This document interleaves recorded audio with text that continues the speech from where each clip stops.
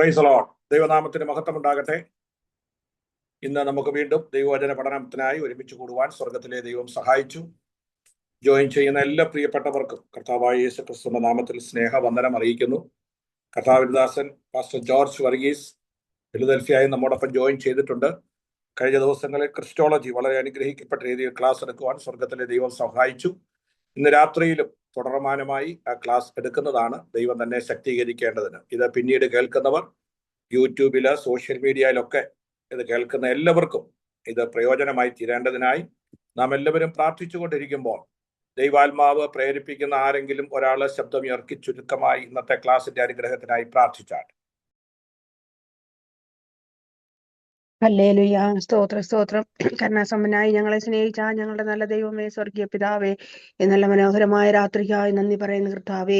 പിന്നെയും ഞങ്ങൾ കർത്താവേ നാദാ ഇന്ന് ഈ രാത്രിയിൽ എൻ്റെ കർത്താവെ തിരുവചന പഠനവുമായി കർത്താവിൻ്റെ സന്നിധിയിലേക്ക് അടുത്തു വരികയാണ്. പഠിപ്പാൻ തക്കോണം കർത്താവ് ഞങ്ങളെ സഹായിക്കുമാറാകണമെന്ന് പ്രാർത്ഥിക്കുന്ന കർത്താവേ. നാദാ വചനം പഠിപ്പിക്കുവാൻ ദേവദാസനെ കർത്താവ് കരങ്ങളിലെടുത്ത് പ്രയോജനപ്പെടുത്തണമെന്ന് പ്രാർത്ഥിക്കുന്ന കർത്താവേ. നെറ്റിന്റെ തടസ്സങ്ങളൊന്നും ഉണ്ടാകുവാൻ ഇടയാകരുത് എന്ന് പ്രാർത്ഥിക്കുന്നു. ദൈവിക വിഷയത്തിൽ നിങ്ങൾ സമ്പന്നരായി തീരുവിനെന്ന് അരുളി ചെയ്ത നാഥ, അവിടുത്തെ വചനം കർത്താവെ മാറ്റമില്ലാത്ത വചനം പഠിച്ച് നാഥ ദൈവമേ രാജ്യത്തിന്റെ കെട്ടുപണിക്ക് പ്രയോജനമുള്ളവരായി തീരുവാൻ അവിടുന്ന് ഞങ്ങളെ ഓരോരുത്തരെയും കർത്താവ് സഹായിക്കുമാറാകണമെന്ന് പ്രാർത്ഥിക്കുന്നു. തിരുവചനം കർത്താവെ പൗലോസ് സംസാരിച്ചപ്പോൾ യൂദയുടെ ഹൃദയത്തെ കർത്താവ് തുറന്നു എന്ന വചനം പോലെ കർത്താവെ ഇന്ന് പകൽ രാത്രിയില് കർത്താവെ വചനം പഠിക്കുമ്പോൾ കർത്താവെ ഞങ്ങളുടെ കർത്താവെ നാഥ ദൈവമേ ഞങ്ങളുടെ ബുദ്ധിയെ അവിടുന്ന് തുറക്കുമാറാകണമെന്ന് പ്രാർത്ഥിക്കുന്നു കർത്താവെ. അവിടുത്തെ കരങ്ങളിലേക്ക് ഏൽപ്പിക്കുന്നു. പ്രാർത്ഥന കർത്താവ് കേട്ടതിനായി നന്ദി, യേശുവിന്റെ നാമത്തിൽ തന്നെ. ആമേൻ.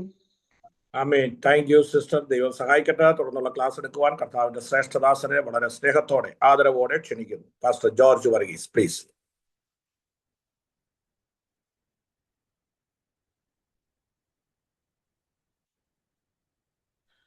കർത്താവിൻ്റെ പരിശുദ്ധമായ നാമം വാഴ്ത്തപ്പെടുമാറാകട്ടെ. ഈ രാത്രിയിലും ഇവിടെ അമേരിക്കയിൽ പകൽ ഉച്ചയ്ക്ക് 11:30 ഫിലദൽഫിയയിൽ ന്യൂയോർക്ക് ടൈംസ് ഈസ്റ്റേൺ ടൈം ആയിരിക്കുന്നു. അങ്ങനെ രാത്രിയിലും പ്രഭാതത്തിലും പല രാജ്യങ്ങളിൽ നിന്നായിട്ടും ഇതിൽ ജോയിൻ ചെയ്തിരിക്കുന്ന പ്രിയപ്പെട്ടവർക്കും ഇത് വളരെ അനുഗ്രഹമായി കോർഡിനേറ്റ് ചെയ്യുകയും നടത്തുകയും ചെയ്യുന്ന കർത്താവിൻ്റെ ദാസൻ എൻ്റെ പ്രിയ സ്നേഹിതനുമായിരിക്കുന്ന പ്രിയ ലാലു പാസ്റ്ററോട് ചേർന്ന് നിങ്ങളോടൊപ്പം വീണ്ടും വചനമായി കടന്നു വരുവാൻ ഇടയാക്കിയതിൽ നന്ദിയോടെ ഞങ്ങൾ സ്തോത്രം ചെയ്യുന്നു. വളരെ പ്രാർത്ഥനയോടുകൂടെ സഹകരണത്തോടുകൂടെ എല്ലാവരും ദൈവസന്നിധിയിൽ ഇരിക്കുവാൻ ഓർപ്പിക്കുകയാണ്.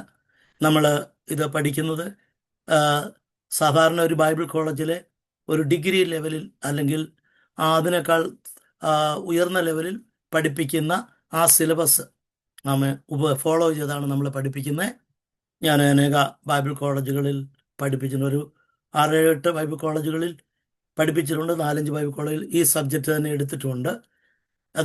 ഇത് സാധാരണമായിട്ടുള്ള ഡിഗ്രി ലെവലിലുള്ള ഒരു ക്ലാസ്സിന് തത്തുല്യമായിരിക്കുന്ന സിലബസാണ് നിങ്ങൾക്ക് ഇന്ന് നൽകിക്കൊണ്ടിരിക്കുന്നത്.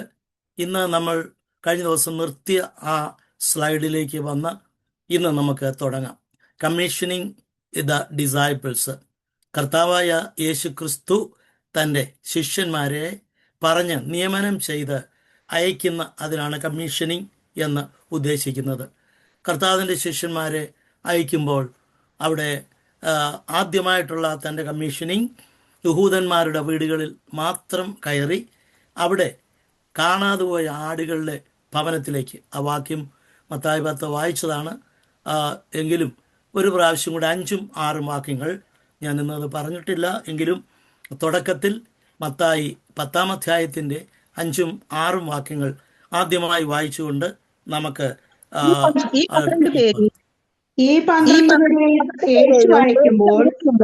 അവരോട് ആജ്ഞാപിച്ചത് എന്തെന്നാൽ, ജാതികളുടെ അടുക്കൽ പോകാതെയും ശമര്യയുടെ പട്ടണത്തിൽ കടക്കാതെയും ഇസ്രായേൽ ഗൃഹത്തിലെ കാണാതെ പോയ ആടുകളുടെ അടുക്കൽ തന്നെ ചെല്ലുവിൻ. മതി. അത്രയും കർത്താവ് പറഞ്ഞത്. 12 പേരെ തിരഞ്ഞെടുത്തു. ആ തിരഞ്ഞെടുത്ത ആളുകളെ പറഞ്ഞയക്കുന്നു. അവർക്ക് നിയമങ്ങളും മറ്റും കൊടുക്കുന്നു. അവരെ നേരെ അയച്ചത് ജാതികളിലേക്കല്ല. ജാതികളായിട്ടുള്ള ധാരാളം പേര് യേശുവിനെ അറിയാത്തവരുണ്ട്. കർത്താവ് ആദ്യം ഒന്നാമത്തെ മിഷൻ പ്രയോറിറ്റി യേശു കൊടുത്തത് തൻ്റെ അല്ലെങ്കിൽ നഷ്ടപ്പെട്ടു പോയ യഹൂദന്മാരായ ആ ആളുകളെയാണ് താൻ അവിടെ ഉദ്ദേശിച്ചത്. സ്വന്തത്തിലേക്ക് താൻ കടന്നു വന്ന് സ്വന്തം വീട്ടിൽ തന്നെ സുവിശേഷം ആരംഭിപ്പാനാണ് കർത്താവ് ആഗ്രഹിച്ചതും 12 പേരെ തിരഞ്ഞെടുത്ത് അവിടേക്ക് നിയോഗിച്ചയച്ചതും. എന്നാൽ അവർ മിക്കവാറും പേരും അല്ല, എല്ലാവരും തന്നെ കർത്താവിനെ കൈക്കൊണ്ടില്ല എന്ന് കാണുവാൻ കഴിയുന്നുണ്ട്. കർത്താവ് രണ്ടാമതാണ് നമുക്ക് കാണാൻ കഴിയുന്ന സകല ഭവനങ്ങളിലും സകല ജാതികളിലും സുവിശേഷം അറിയിക്കുവാനായിട്ട് പറഞ്ഞത്. നാം കഴിഞ്ഞ ദിവസം അതിനെക്കുറിച്ച് ചിന്തിപ്പാനിടയായി. കർത്താവിൻ്റെ മിഷൻ്റെ ഉദ്ദേശം തന്നോടുകൂടെ ഇരിക്കുക, ടു ബി വിത്ത് ഹിം, യേശുവിനോടുകൂടെ ഇരിക്കാനും പിന്നെ പ്രസംഗിക്കേണ്ടത് ടു പ്രീച്ച് ദ ഗാസ്പൽ, യേശുവിൻ്റെ വചനം എല്ലായിടത്തും പ്രസംഗിക്കണം. പിന്നെ അതിന് to cast out the demons and to heal the sick, രോഗികളെ സൗഖ്യമാക്കുക, ഭൂതങ്ങളെ പുറത്താക്കുക, യേശു ക്രിസ്തുവിനെ കുറിച്ച് പ്രസംഗിക്കുക, കർത്താവിനോടുകൂടെ പൂർണ്ണ സമയം ചെലവഴിക്കുക. ആരംഭ സമയങ്ങളിൽ ശിഷ്യന്മാർ എല്ലാവരും പൂർണ്ണമായിട്ടല്ലായിരുന്നു, ഭാഗികമായിട്ട് യേശുവിനോട് കൂടിയായിരുന്നു. എന്നാൽ രണ്ടാമതായിട്ട് പടക്, വല, ജോലി എല്ലാം ഉപേക്ഷിച്ച് പൂർണ്ണമായി കർത്താവിനോടുകൂടെ അനുഗമിച്ചു എന്ന് നമുക്ക് കാണാൻ കഴിയുന്നുണ്ട്. പിന്നെ നമ്മൾ തുടങ്ങിയത് യേശുവിൻ്റെ ഗലീലയിലുള്ള ആ മിനിസ്ട്രിയെക്കുറിച്ചാണ് നമ്മൾ അടുത്തതായിട്ട് ചിന്തിക്കുവാനായിട്ട് തുടങ്ങിയത്. കർത്താവായ ഗാലീലിയൻ മിനിസ്ട്രി, ആ സ്ഥലത്തെക്കുറിച്ച് കഴിഞ്ഞ ആഴ്ച ഞാൻ പറഞ്ഞിരുന്നു. യെശയ്യാ പ്രവചനം 9-ാം അധ്യായത്തിൻ്റെ 1-2 വാക്യങ്ങൾ വായിച്ചാട്ട്. Isaiah chapter 9. എന്നാൽ കഷ്ടതയിലിരുന്ന ദേശത്തിന് തിമിരം നിൽക്കയില്ല. പണ്ട് അവൻ സെബുലൂൻ ദേശവും നഫ്താലി ദേശത്തിനും അവൻ കടൽ വഴിയായി യോർദാൻ അക്കരെയുള്ള ജാതികളുടെ മണ്ഡലത്തിന് മഹത്വം വരുത്തും. ഇരുട്ടിൽ നടന്ന ജനം വലിയൊരു വെളിച്ചം കണ്ടു. ആദ്യം മതി. Thank you sister. അവിടെ കാണാൻ കഴിയുന്നത് ഞാൻ ഹീനത വരുത്തിയ ദേശമാണ് ഈ പറയപ്പെട്ടതായ ഗലീല എന്ന് പറയുന്നത്. അതിന് ഞാൻ മഹത്വം വരുത്തും. ഹീനത മാറ്റി മഹത്വം വന്നു. എന്തായിരുന്നു ഹീനത എന്ന് രാജാക്കന്മാരുടെ പുസ്തകത്തിൽ കഴിഞ്ഞ ആഴ്ച പഠിച്ചതായതുകൊണ്ട് ആവർത്തനത്തിലേക്ക് പോകുന്നില്ല. ചുരുക്കം പറയട്ടെ, ശലോമോൻ ആലയം പണിക്കും കൊട്ടാരത്തിൻ്റെ പണിക്കും വേണ്ടി ആളുകളെ കൊടുത്തത്, ലേബർ സപ്ലൈ ചെയ്തതും ധാരാളം സഹായങ്ങൾ ചെയ്തതും അവിടുത്തെ ഏറ്റവും വലിയ സോർ എന്ന് പറയുന്ന സ്ഥലത്തെ മഹാധനികനായ രാജാവായ ഹീരാം. ആ ഹീരാമും ദാവീദും തമ്മിൽ വളരെ സ്നേഹിതന്മാരായിരുന്നു. ദാവീദ് മരിച്ചു. ആലയം പണിവാൻ ദൈവം സോളമന് നിയോഗം കൊടുത്തു. അപ്പോൾ അതിനാവശ്യമായിരിക്കുന്ന എല്ലാ ഉദവികളും എല്ലാ പണിക്കാരെയും കൊടുത്തത് സോളമനായിരുന്നത് കൊണ്ട് പണി തീർന്നു കഴിഞ്ഞ് 13 വർഷം കൊണ്ട് തൻ്റെ കൊട്ടാരവും 7 വർഷം കൊണ്ട് ആലയവും പണിഞ്ഞു കഴിഞ്ഞപ്പോൾ അതിന് 13 + 7 20 വർഷങ്ങൾ ആ ജോലിക്കാരവിടെ ചെയ്തതുകൊണ്ട് 20 പട്ടണങ്ങൾ ഗാബൂൾ എന്നുള്ള പേരോടുകൂടി ഗലീലയിലുള്ള 20 പട്ടണങ്ങൾ ഈ ശലോമോന് കൊടുത്തു. ശലോമോൻ അത് കാണാൻ വന്നപ്പോൾ തനിക്കത് ഇഷ്ടപ്പെട്ടാതെ ചവിട്ടിക്കളഞ്ഞു, ഉപേക്ഷിച്ച് കളഞ്ഞു എന്ന് കാണാൻ കഴിയും. എന്നാൽ അവിടുത്തെ സോളമൻ രാജാവ് തൻ്റെ ജ്ഞാനം കൊണ്ടോ ധനം കൊണ്ടോ അത് മഹത്വമാക്കി തീർക്കുവാൻ താൻ ഒരുമ്പെട്ടില്ല. അങ്ങനെയെങ്കിൽ BC 950 ലോകത്തിൻ്റെ രാജ്യങ്ങളുടെ ഇടയിൽ ആർക്കും വേണ്ടാതെ ചവിട്ടിക്കളഞ്ഞ ഒരു പ്രയോജനമില്ലാത്ത ഹീനരാജ്യം എന്ന് പറഞ്ഞാൽ ഹെയ്ട്രഡ്, നിന്ദിക്കപ്പെട്ട രാജ്യം എന്ന് പറഞ്ഞ ഗാലീലയിലെ പട്ടണങ്ങൾ യേശു ഈ ഭൂമിയിലേക്ക് വന്നപ്പോൾ ആദ്യമായിട്ട് ആ പട്ടണങ്ങളിലെ ഗലീലയിലെ ആ കടൽ തീരത്ത്, യോർദാൻ്റെ കടൽ തീരത്തും ഗലീലയിലെ കടൽ തീരത്തും ആണ് കർത്താവ് യേശുവിൻ്റെ ശുശ്രൂഷ ആരംഭിച്ചത്. അപ്പോൾ ഹീനത മാറ്റി അവിടെ മഹത്വം വന്നു. എപ്പോൾ കർത്താവിൻ്റെ പാദസ്പർശനങ്ങൾ ഗലീലിയ കടൽ തീരത്ത് വന്നു. പടകും വലയും കൊണ്ട് രാവിലെ മുതൽ രാത്രി വരെ ഉപജീവനത്തിന് വേണ്ടി അധ്വാനിക്കുന്ന ആളുകളെ കണ്ട് ശിഷ്യന്മാരാക്കി അവിടെ നിന്നാൻ ശുശ്രൂഷ തുടങ്ങി. നിങ്ങൾ ആ പട്ടണങ്ങളെ നോക്കിയാൽ കഫർനഹൂം, ബെത്സൈദ, കോരസീൻ, മഗ്ദല, ഗനസരത്ത്, നസറേത്ത്, കാന, നയീൻ, ഖൈസറിയ, ഫിലിപ്പ്, സോർ, സീദോൻ, ഗദര, താബോർ തുടങ്ങിയ 20 പട്ടണങ്ങളെ മുഴുവൻ യാത്ര ചെയ്ത് അത്ഭുതങ്ങളും അടയാളങ്ങളും ചെയ്ത് പട്ടണത്തിൻ്റെ ആത്മീക മുഖച്ഛായ മാറി. ഭൂതഗ്രസ്തന്മാർ ഭൂതം വിട്ടു, പാപികൾ മാനസാന്തരപ്പെട്ടു, കുഷ്ഠരോഗികൾ സൗഖ്യമായി, ദേശത്തിന് മധ്യത്തിൽ അസമാധാനം മാറി. വളരെ സന്തോഷകരമായ അവസ്ഥയിൽ പട്ടണത്തെ മാറ്റിയെടുക്കുവാൻ ഒറ്റ ഒരു വ്യക്തിയുടെ സാന്നിധ്യം. യേശു ഗലീല എന്ന നാട്ടിൽ യേശു ജനങ്ങളെ തൊട്ടു. അവിടെ എല്ലാ തരത്തിലുള്ള വലിയൊരു ആന്തരിക സൗഖ്യവും ഭൗതിക സൗഖ്യം ഉണ്ടായി എന്ന് കാണാനായിട്ട് കഴിയുന്നു. അതാണ് കർത്താവായ യേശു ക്രിസ്തുവിൻ്റെ ഗലീലയിലെ മിനിസ്ട്രിയെക്കുറിച്ച് നമുക്ക് കാണാൻ കഴിയുന്നത്. മത്തായിയുടെ സുവിശേഷം 4:12 വായിച്ചാട്ട്. Matthew chapter 4:12. യോഹന്നാൻ തടവിലായി എന്ന് കേട്ടാറെ അവൻ ഗലീലയ്ക്ക് വാങ്ങിപ്പോയി. നസ്രേത്ത് വിട്ട് സെബുലൂന്റെയും നഫ്താലിയുടെയും അതിരുകളിൽ കടൽക്കരയുള്ള കഫർനഹൂമിൽ ചെന്ന് പാർത്തു. മതി. അപ്പോൾ ഈ സ്ഥലത്തെ കുറിച്ചാണ് യെശയ്യാവ് ഇവിടെ പ്രവചിച്ചത്. 800 വർഷങ്ങൾക്ക് മുമ്പ് യെശയ്യാവ് പ്രവചിച്ചതാ. ജാതികളുടെ മണ്ഡലം, ഇരുളടഞ്ഞ മണ്ഡലം, എല്ലാവരും തള്ളിക്കളഞ്ഞ സ്ഥലം ജാതികളായിരുന്നു എന്ന് പറഞ്ഞാൽ യേശുവിൻ്റെ സ്നേഹം അവിടേക്ക് വന്നിട്ടില്ല. പഴയ നിയമത്തിൽ അന്ന് യഹൂദന്മാർക്ക് ഈ സ്ഥലത്തെക്കുറിച്ച് യാതൊരു വിധത്തിലുള്ള മിഷൻ്റെ ഒരു പ്രോജക്റ്റും ഇല്ല എന്ന് കാണാൻ കഴിയും. ആരും ഇവിടെ ചെല്ലാറില്ല. അങ്ങനെ തകർക്കപ്പെട്ട് കിടന്നതായ ഈ പറയപ്പെട്ട 2 ഗോത്രങ്ങൾ, ഇസ്രായേലിലെ 2 ഗോത്രങ്ങൾ അവിടെ പാർക്കുന്നുണ്ട്. യഹൂദന്മാർ അവർ സിനഗോഗിൽ പോവുകയും ചെയ്യും. അവിടെയായിരുന്നു കബർനഹൂം. ഈ കബർനഹൂമിൽ നിന്നാണ് നമുക്ക് കാണാൻ കഴിയുന്നു ആൻഡ്രൂസിനെയൊക്കെ കർത്താവ് പത്രോസിനെയും അന്ത്രയോസിനെയും ഒക്കെ വിളിച്ച് വേർതിരിക്കുന്നതായിട്ട് കാണാൻ കഴിയുന്നുണ്ട്. മർക്കോസിന്റെ സുവിശേഷത്തിൽ കാണുന്ന കബർനഹൂമിൽ 2-ാം അധ്യായത്തിൽ പക്ഷപാതക്കാരനായ ആ വ്യക്തിയെ ചുമന്നുകൊണ്ട് വന്നതും കർത്താവ് പലപ്പോഴും സന്ദർശിച്ച കബർനഹൂമിലെ ആ വീടായിരുന്നു. ആ വീട് അന്ത്രയോസിൻ്റെയും പത്രോസിൻ്റെയും വീടായിരുന്നു എന്നാണ് വേദശാസ്ത്രന്മാർ പറയുവാൻ കഴിയുന്നത്. ആ വീടാണ് പലപ്പോഴും കർത്താവിന് പ്രസംഗിക്കുവാൻ കൊടുത്തതും രോഗശാന്തിക്കും അത്ഭുതത്തിനും ഇടയായി തീർന്ന്. അങ്ങനെ നിങ്ങൾ ആ മാപ്പിൽ കാണുന്നതായിരിക്കുന്ന ഗലീല 3 സ്ഥലങ്ങളാണ് പലസ്തീൻ നാട്ടിൽ അന്ന് ഉള്ളത് എന്ന് കാണാൻ കഴിയുന്നുണ്ട്. റോമൻ ഗവൺമെൻറ്റിൻ്റെ കീഴിലുള്ള 3 ഗാലിലി നിങ്ങൾക്ക് അവിടെ കാണാൻ കഴിയും. അതിന് താഴെ സമറിയ കാണാൻ കഴിയും. ശമരിയാക്കാരി സ്ത്രീയെ യേശു തേടി അവിടെ സുവിശേഷം അറിയിച്ചു. 3 യഹൂദിയിലുള്ള ബേത്ലഹേമിൽ യേശു ജനിച്ചു. നസ്രയത്തിലൊക്കെ പാർത്തു നസ്രയ എന്ന് വിളിക്കപ്പെടും. നസ്രയത്തിൽ വളർന്നു. എന്നാൽ കർത്താവ് യേശു ക്രിസ്തു അവിടെ നിന്ന് നമ്മൾ ഗാലീലയിലേക്ക് കടന്നു വന്ന് അത്ഭുതങ്ങളും അടയാളങ്ങളും ചെയ്തു എന്ന് നമുക്ക് കാണാൻ കഴിയും. അതാണ് കർത്താവായ യേശു ക്രിസ്തുവിൻ്റെ ഗാലീലിയൻ മിനിസ്ട്രി. ഇനിയും കർത്താവായ യേശു ക്രിസ്തു പരശുശ്രൂഷയ്ക്ക് ഇറങ്ങുകയാണ്. 12 പേരെ തിരഞ്ഞെടുത്തു. അവരെ പേരുകളൊന്നും അത് സൺഡേ സ്കൂളിലൊക്കെ പഠിക്കുന്ന കാര്യമായതുകൊണ്ട് ഒരു ബൈബിൾ സ്കൂൾ എന്നുള്ള നിലവാരത്തിൽ അവരുടെ പേരുകളൊന്നും കാണാതെ പറയാനോ വിവരിക്കാനോ ഒന്നും സമയമെടുക്കുന്നില്ല. ഇതെല്ലാം നമുക്ക് കുറേ കാര്യങ്ങൾ അറിയാവുന്നതാണ്. അതുകൊണ്ട് ആ 12 ശിഷ്യന്മാരെ യൂദായെ കൂടെ ചേർത്ത് കർത്താവ് വിളിച്ച് വേർതിരിക്കുവാനായിട്ട് ഇടയായി തീർന്നു. അങ്ങനെ നസ്രയത്തിൽ കർത്താവ് വരുന്നു എന്ന് കാണാൻ കഴിയുന്നുണ്ട്. കർത്താവായ യേശു ക്രിസ്തു നസ്രയത്തിൽ പതിവായിട്ട് പോകുന്ന ഒരു പള്ളി ഉണ്ടായിരുന്നു. ഞാൻ പറഞ്ഞല്ലോ, ഈ പള്ളി എന്ന് ഉദ്ദേശിക്കുന്നത് യഹൂദന്മാരുടെ സിനഗോഗ്, ശനിയാഴ്ച ദിവസം മാത്രം കൂടി വരാനുള്ള ഒരു സ്ഥലമാണ്. ആ സ്ഥലത്ത് ഒരു സിനഗോഗ്, കുറേ ആളുകൾക്ക്, അവിടെയുള്ള യഹൂദന്മാരായ കുറേ ആൾക്കാരുണ്ട്, അവർക്ക് കടന്നു വരാനുള്ള ഒരു സ്ഥലമുണ്ട്. ആ സ്ഥലത്ത് ഒരു പുൾപിറ്റ് ഉണ്ടായിരിക്കും.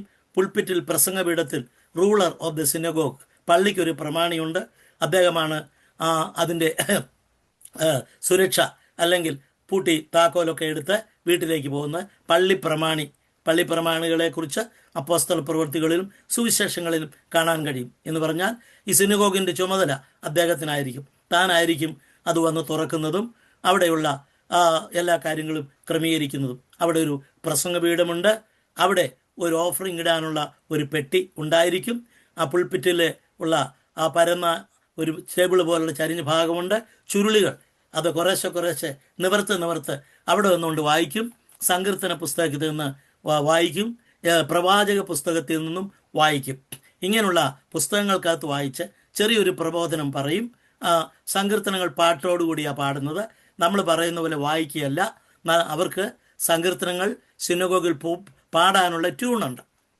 ആ പാട്ടിനനുസരിച്ച് വാദ്യോപകരണങ്ങളോടുകൂടെ ആ പാട്ടുകൾ അവിടെ പാടും. നമ്മൾ കാണുന്ന ഈ പറയുന്ന 150 സങ്കീർത്തനങ്ങളിൽ ഏതെങ്കിലും സങ്കീർത്തനം തിരഞ്ഞെടുത്ത് അവിടെ പാടും ദൈവത്തിൻ്റെ മഹത്വത്തെക്കുറിച്ച്. ഒന്നോ അതിലധികമായോ കീർത്തനങ്ങൾ പാടും. പിന്നീടാണ് ഈ കാണുന്നതായ പ്രവാചക പുസ്തകങ്ങളിൽ നിന്ന് വായന അതൊരു പ്രധാന ഭാഗമാണ്. വായിച്ചിട്ട് അതിൻ്റെ പൊരുൾ തിരിച്ചു കൊടുക്കും. അങ്ങനെ ഉള്ള ഭാഗമാണ് അവിടെ ഉള്ളത്. സ്ത്രീകൾക്കും പുരുഷന്മാർക്കും വെവ്വേറെ സ്ഥലങ്ങൾ ഇരിക്കുവാനുണ്ട്. അങ്ങനെ പതിവായിട്ട് കർത്താവായ യേശു ക്രിസ്തു പോകുന്ന സിനഗോഗാണ് നസ്രത്തിലെ സിനഗോഗ്. നാം ഇങ്ങനെ ആ വാക്യം കൂടെ വായിക്കണം. ലൂക്കോസിന്റെ സുവിശേഷം 4-ാം അധ്യായത്തിന്റെ 18-ഉം 19-ഉം വാക്യം. ദരിദ്രന്മാരോട് സുവിശേഷം അറിയിപ്പാൻ കർത്താവ് എന്നെ അഭിഷേകം ചെയ്യുകയാൽ അവന്റെ ആത്മാവ് എന്റെ മേലുണ്ട്. ബദ്ധന്മാർക്ക് വിടുതലും കുരുടന്മാർക്ക് കാഴ്ചയും പ്രസംഗിപ്പാനും പീഡിതന്മാരെ വിടിവിച്ചയപ്പാനും കർത്താവിന്റെ പ്രസാദവർഷം പ്രസംഗിപ്പാനും എന്നെ അയച്ചിരിക്കുന്നു എന്ന് എഴുതിയിരിക്കുന്ന സ്ഥലം കണ്ടു. 21-ാം വാക്യം കൂടെ വായിച്ചാട്ടെ. 21. അവൻ അവരോട്, ഇന്നു നിങ്ങൾ എന്റെ വചനം കേൾക്കയിൽ ഈ തിരുവെഴുത്തിന് നിവൃത്തി വന്നിരിക്കുന്നു എന്ന് പറഞ്ഞു തുടങ്ങി. മതി. ഇതിനു മുമ്പ് യെശയ്യാ പ്രവാചകന്റെ പുസ്തകത്തിന്റെ പല ഭാഗങ്ങൾ അതേ സിനഗോഗിൽ യേശു ക്രിസ്തു വായിക്കുന്നതിന് മുമ്പ് വായിച്ചിട്ടുണ്ട്. എന്നാൽ അന്നൊരിക്കലും അവിടെ നിന്നുകൊണ്ട് വായിച്ച ഒരാള് ഇങ്ങനെ പറഞ്ഞിട്ടില്ല. 21-ാം വാക്യം ഒന്നുകൂടെ വായിച്ചാട്ട്. അതൊരിക്കലും പറഞ്ഞിട്ടില്ലാത്ത ഒരു വാക്യമായിരുന്നു. അത് യേശുവിന് മാത്രം പറയാനുള്ള. അവൻ അവരോട്, ഇന്നു നിങ്ങൾ എന്റെ വചനം കേൾക്കയിൽ ഈ തിരുവെഴുത്തിന് നിവൃത്തി വന്നിരിക്കുന്നു എന്നു പറഞ്ഞു തുടങ്ങി. ഈ പഴയ നിയമത്തിൽ ഇതുവരെയും വായിച്ച വേദഭാഗങ്ങൾക്ക് ഫുൾഫിൽമെന്റ്, അതൊരു പ്രോഫസി ആയിട്ട് കിടക്കുകയായിരുന്നു. അന്ന് നസ്രത്തിലെ ആ സിനഗോഗിൽ കർത്താവ് യേശു വന്നു.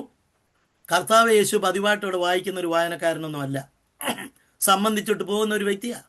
എന്നാൽ തൻ്റെ ശുശ്രൂഷയുടെ ഊഴം വന്നപ്പോൾ പ്രവചനത്തിൻ്റെ ആ പൊരുൾ അത് കറക്റ്റായിട്ട് നിറവേറാനുള്ള സമയം വന്നപ്പോൾ കർത്താവ് യേശു ക്രിസ്തു വായിച്ച വേദഭാഗം എന്ന് പറഞ്ഞത് പള്ളിപ്രമാണി പറഞ്ഞതല്ല, അങ്ങനെ പറഞ്ഞു കൊടുക്കുകയല്ല. അവിടെ നിയോഗമനുസരിച്ച് വായിക്കുന്നതാണ്. എന്നാൽ ഈ വേദഭാഗമാണ് കർത്താവ് യേശു ക്രിസ്തു നസ്രത്തിലെ സിനഗോഗിൽ തനിക്കൊരു ചാൻസ് വരുമ്പോൾ, ഊഴം വരുമ്പോൾ വായിക്കേണ്ടത് എന്ന് കർത്താവിന് മുന്നമേ നിയോഗമുണ്ടായിരുന്നു. അതിനാണ് ആ പറയപ്പെട്ട ആ വായിച്ച വേദഭാഗത്തിനാണ് വേദശാസ്ത്രജ്ഞന്മാർ വിളിക്കുന്ന ഒരു തിയോളജിക്കൽ ടേമുണ്ട്. ഞാനതാണ് അവിടെ കൊടുത്തിരിക്കുന്നത്. കർത്താവ് യേശു ക്രിസ്തു നസ്രത്തിലെ ആ സിനഗോഗിൻ്റെ അകത്ത് അന്ന് വായിച്ച് അതിന് വ്യാഖ്യാനം പറഞ്ഞ ആ പ്രത്യേക ഭാഗത്തിന് വേദശാസ്ത്രിമാർ പുതിയ നിയമത്തിൽ കൊടുത്തിരിക്കുന്ന, പഴയ നിയമത്തിലല്ല പുതിയ നിയമത്തിൽ കൊടുത്തിരിക്കുന്ന തിയോളജിയൻസ് കൊടുത്ത പേരാണ് ദ നസ്രത്ത് മാനിഫെസ്റ്റോ. എന്താണ് മാനിഫെസ്റ്റോ? ഒരു പാർട്ടി അധികാരത്തിൽ വരുന്നതിന് മുമ്പ് വോട്ട് പിടിക്കാൻ ഇറങ്ങുമ്പോൾ ആ പാർട്ടി എന്തെല്ലാം കാര്യങ്ങൾ ഈ പാർട്ടി ജയിച്ചു വന്നാൽ ജനങ്ങൾക്ക് ചെയ്യും എന്ന് പറയുന്നതിനാണ് മാനിഫെസ്റ്റോ എന്ന് പറയുന്നത്. കേരളത്തിൽ UDF അധികാരത്തിൽ വരുന്നതിന് മുമ്പ് 5 വിധ ഗ്യാരണ്ടികളാണ് സതീശൻ ഗവൺമെൻറ് ജനങ്ങൾക്ക് കൊടുത്തത്. 5 വിധ ഗ്യാരണ്ടികൾ. അത് സ്ത്രീകൾക്ക് സൗജന്യ യാത്രയും മറ്റു കാര്യങ്ങളൊക്കെ ഉണ്ട്. അപ്പോൾ ഈ പറയുന്ന കാര്യങ്ങൾ ഞങ്ങൾ അധികാരത്തിൽ വന്നാൽ ജനങ്ങൾക്ക് ഇന്നത് ചെയ്യും എന്ന് പറയുന്നതായ വാഗ്ദാനമാണ് മാനിഫെസ്റ്റോ എന്ന് പറയുന്നത്. അത് അച്ചടിച്ച് ജനങ്ങളുടെ കയ്യിൽ എത്തിക്കും. എന്നാൽ അന്നത്തെ കാലത്ത് കർത്താവ് യേശു ക്രിസ്തു പറയുകയാണ്, ഞാൻ ഈ ലോകത്തിൽ അധികാരത്തിൽ വന്നാൽ എന്തെല്ലാം കാര്യങ്ങൾ ചെയ്യും. എനിക്കൊരു രാജ്യമുണ്ട്, പക്ഷേ നിങ്ങൾ കാണുന്ന റോമാ സാമ്രാജ്യമല്ല. എൻ്റെ രാജ്യം ഫിസിക്കലല്ല, സ്പിരിച്വലാണ്. എൻ്റെ രാജ്യം ഐഹികമല്ല എന്ന് ആ ഗാലീലിയൻ ഗവർണറായ പീലാത്തോസിനോട് മുമ്പിൽ പോലും യേശു പറയുവാനിടയായി. ഈ ഐഹികമായ ഒരു രാജാവല്ല, ഇവിടുത്തെ ഒരു ഫിസിക്കലായ രാജാവല്ല. യേശു രാജാവായിട്ടാണ് പിറന്നത് എങ്കിലും രാജാവാകുന്നത് 1000 ആണ്ട് വാഴ്ചയിൽ ദാവീദിൻ്റെ സിംഹാസനത്തിലാണ്. യേശു ആദ്യമായിട്ട് കടന്നു വന്നത് രാജാവാകാൻ വേണ്ടി, രാജാവായിട്ട് ജനിച്ചുവെങ്കിലും യേശു മനുഷ്യവർഗത്തിന് വേണ്ടി പ്രായശ്ചിത്ത ബലിയാകാൻ വേണ്ടിയാണ് യേശു ഈ ലോകത്തിൽ ആദ്യം വന്നത്. മരിക്കാനാണ് വന്നത്, ഭരിക്കാനല്ല വന്നത്. മരിക്കാൻ വന്ന കർത്താവ് ഇനിയും ഭരിക്കാൻ വരും എന്ന് കർത്താവിൻ്റെ 2ാം വരവിന് ശേഷം 7 വർഷം കഴിഞ്ഞ് ഈ ഭൂമിയിൽ ഉണ്ടാകുന്ന ആ പ്രധാനപ്പെട്ട രാജ്യഭരണം ഉണ്ടാകും എന്ന് കാണാൻ കഴിയും. അപ്പോൾ ഞാൻ നിങ്ങളോട് പറഞ്ഞതിൻ്റെ അർത്ഥം, യേശു പറഞ്ഞു, ഞാൻ ഇന്നിവിടെ വായിച്ച വേദഭാഗം ദൈവം എന്നെ നേരത്തെ പറഞ്ഞേൽപ്പിച്ചതാണ്. എന്തെല്ലാം കാര്യങ്ങളാണ് എനിക്ക് ജനത്തിൻ്റെ ഇടയിൽ ചെയ്യുവാനുള്ളത് എന്ന് യേശു പറഞ്ഞു. ആ പറഞ്ഞിരിക്കുന്ന ആ വേദഭാഗം എന്ന് പറയുന്നത് പുതിയ നിയമത്തിലുള്ള ഒരു ഭാഗം അല്ല, യെശയ്യാ പ്രവാചകൻ. ഇനിയും നമുക്ക് വായിക്കേണ്ടത് യെശയ്യാ പ്രവചനത്തിൽ നിന്നാണ്. 61 അധ്യായത്തിലേക്ക് നമുക്ക് കടന്നു വരാം. അവിടെ കർത്താവായ യേശു എന്ത് ചെയ്തു? യെശയ്യാ പ്രവാചകന്റെ പുസ്തകം അവിടെ വായിക്കുവാനായിട്ട് ഇടയായി തീർന്നു. 1 മുതൽ 3 വരെയുള്ള വേദഭാഗങ്ങൾ നസ്രത്ത് മാനിഫെസ്റ്റോ 1 മുതൽ 3 എളിയവരോട് സദ്വർത്തമാനം ഘോഷിപ്പാൻ യഹോവ എന്നെ അഭിഷേകം ചെയ്തിരിക്കൊണ്ട്, യഹോവയായ കർത്താവിന്റെ ആത്മാവ് എന്റെ മേൽ ഇരിക്കുന്നു.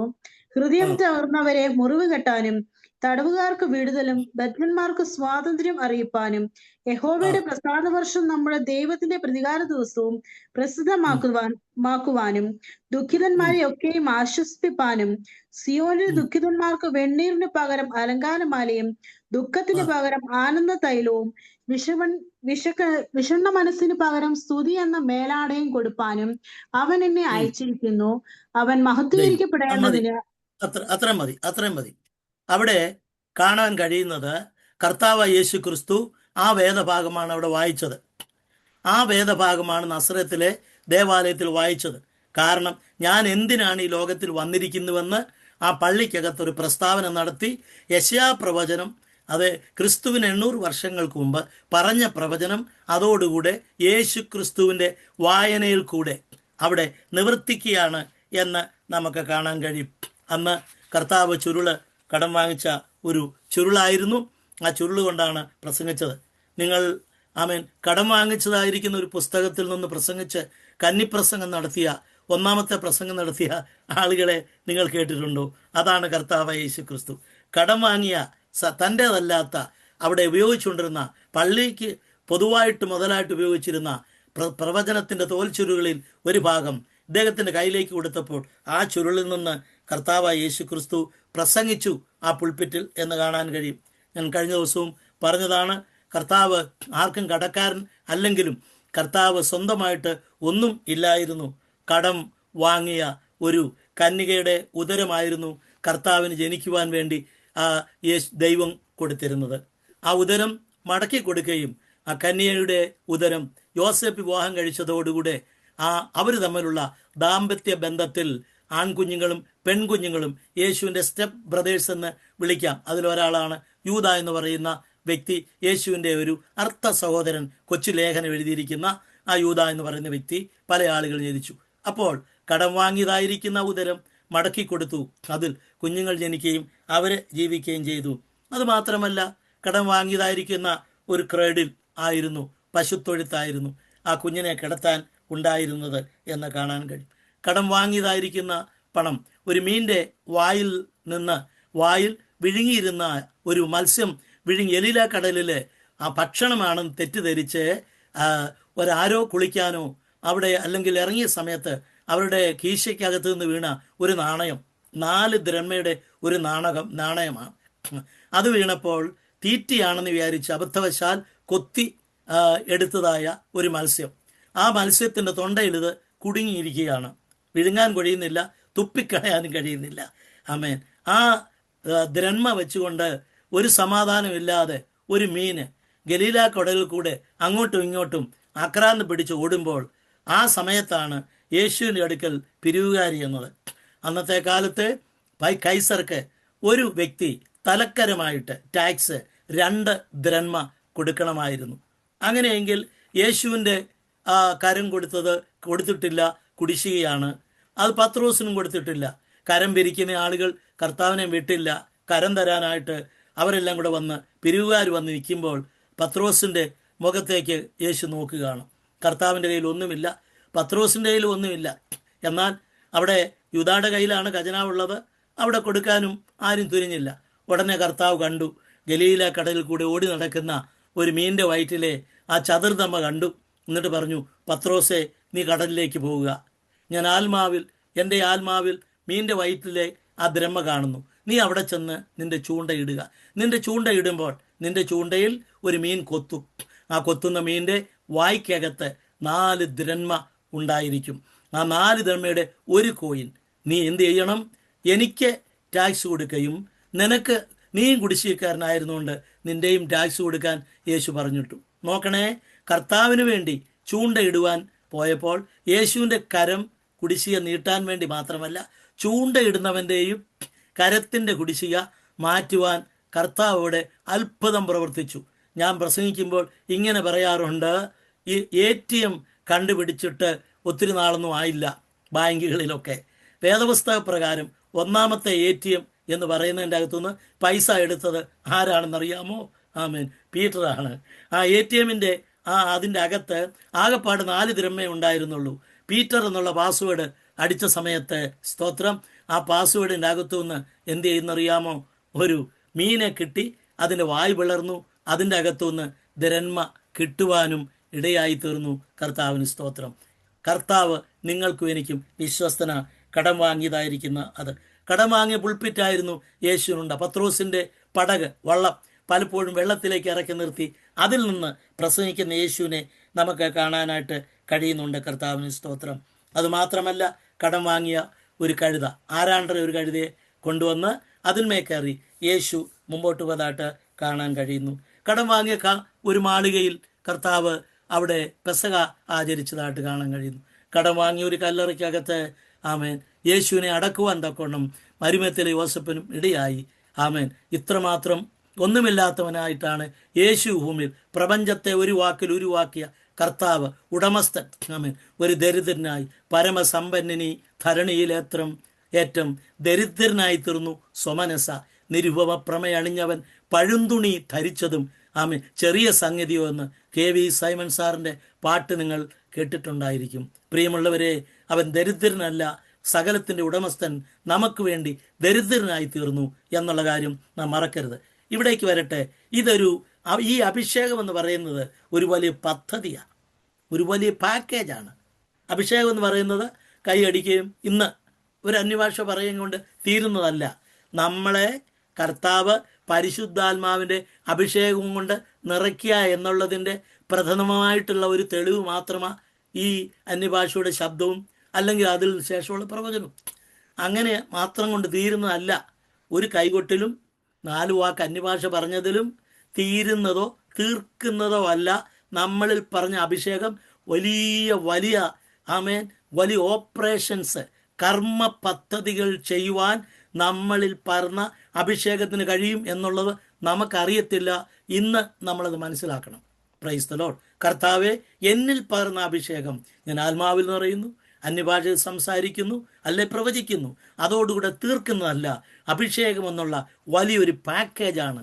ആമേൻ. ആ പാക്കേജിൻ്റെ അകത്ത് അനേക കർമ്മ പദ്ധതികൾ, ഈ പറയുന്ന വാക്യത്തിൻ്റെ അകത്ത് 8 വിധത്തിലുള്ള കർമ്മ പദ്ധതികൾ ഒന്നിച്ച് കിടക്കുന്ന ഒരു പാക്കേജാണ്. നമ്പർ 1, എളിയവരോട് എന്ത് ചെയ്യാൻ പോവാ? പറഞ്ഞോട്ടാരെങ്കിലും സദ്വർത്തമാനം. സ്തോത്രം. എന്താ സദ്വർത്തമാനം? സത് വർത്തമാനം, ഗുഡ് ന്യൂസ്. ന്യൂസ് എന്നുള്ളതിന് 4 അക്ഷരങ്ങളാണുള്ളത്. NEWS. ഈ 4 അക്ഷരങ്ങൾ കുറിക്കുന്നത് N north, E east, W west, S south. ഈ 4 അക്ഷരങ്ങൾ കൂട്ടിച്ചേർത്തിന് നമ്മൾ വിളിക്കുന്ന പേരാണ് ന്യൂസ്. ന്യൂസ് ഒത്തിരി ഉണ്ട്. ഇപ്പോഴാണെങ്കിൽ നിങ്ങൾ ഡൽഹിയിലോട്ട് ചെന്നാൽ മതി, പാറ്റാക്കൂട്ടത്തിൻ്റെ ഒക്കെ ബഹളം അവിടെ കാണാനായിട്ട് കഴിയും. Price the Lord. അവിടെ ഭയങ്കരമായ ക്രൗഡാണ്, ഭയങ്കര ന്യൂസ് ഓരോ സെക്കൻഡിലും വന്നുകൊണ്ടിരിക്കുക. ഇറാഖ് ഹോർമുസ് പടലിൻ്റെ അവിടെ ഭയങ്കരമായ ന്യൂസാണ്. ഇങ്ങനെ ന്യൂസുകളിലെ ഒരു സീരീസ് എന്താണ് നമുക്ക് കാണേണ്ടതെന്നറിയാത്തവണ്ണം ഓരോ നിമിഷവും ന്യൂസുകൾ വരുന്നു. പക്ഷേ ഈ വർത്തമാനങ്ങൾക്കിടയിൽ ഒറ്റ ഗുഡ് ന്യൂസേ ഉള്ളൂ. ഗുഡ് ന്യൂസ് 1.25 ഗുഡ് ന്യൂസ് 1 മാത്രമേ ഉള്ളൂ.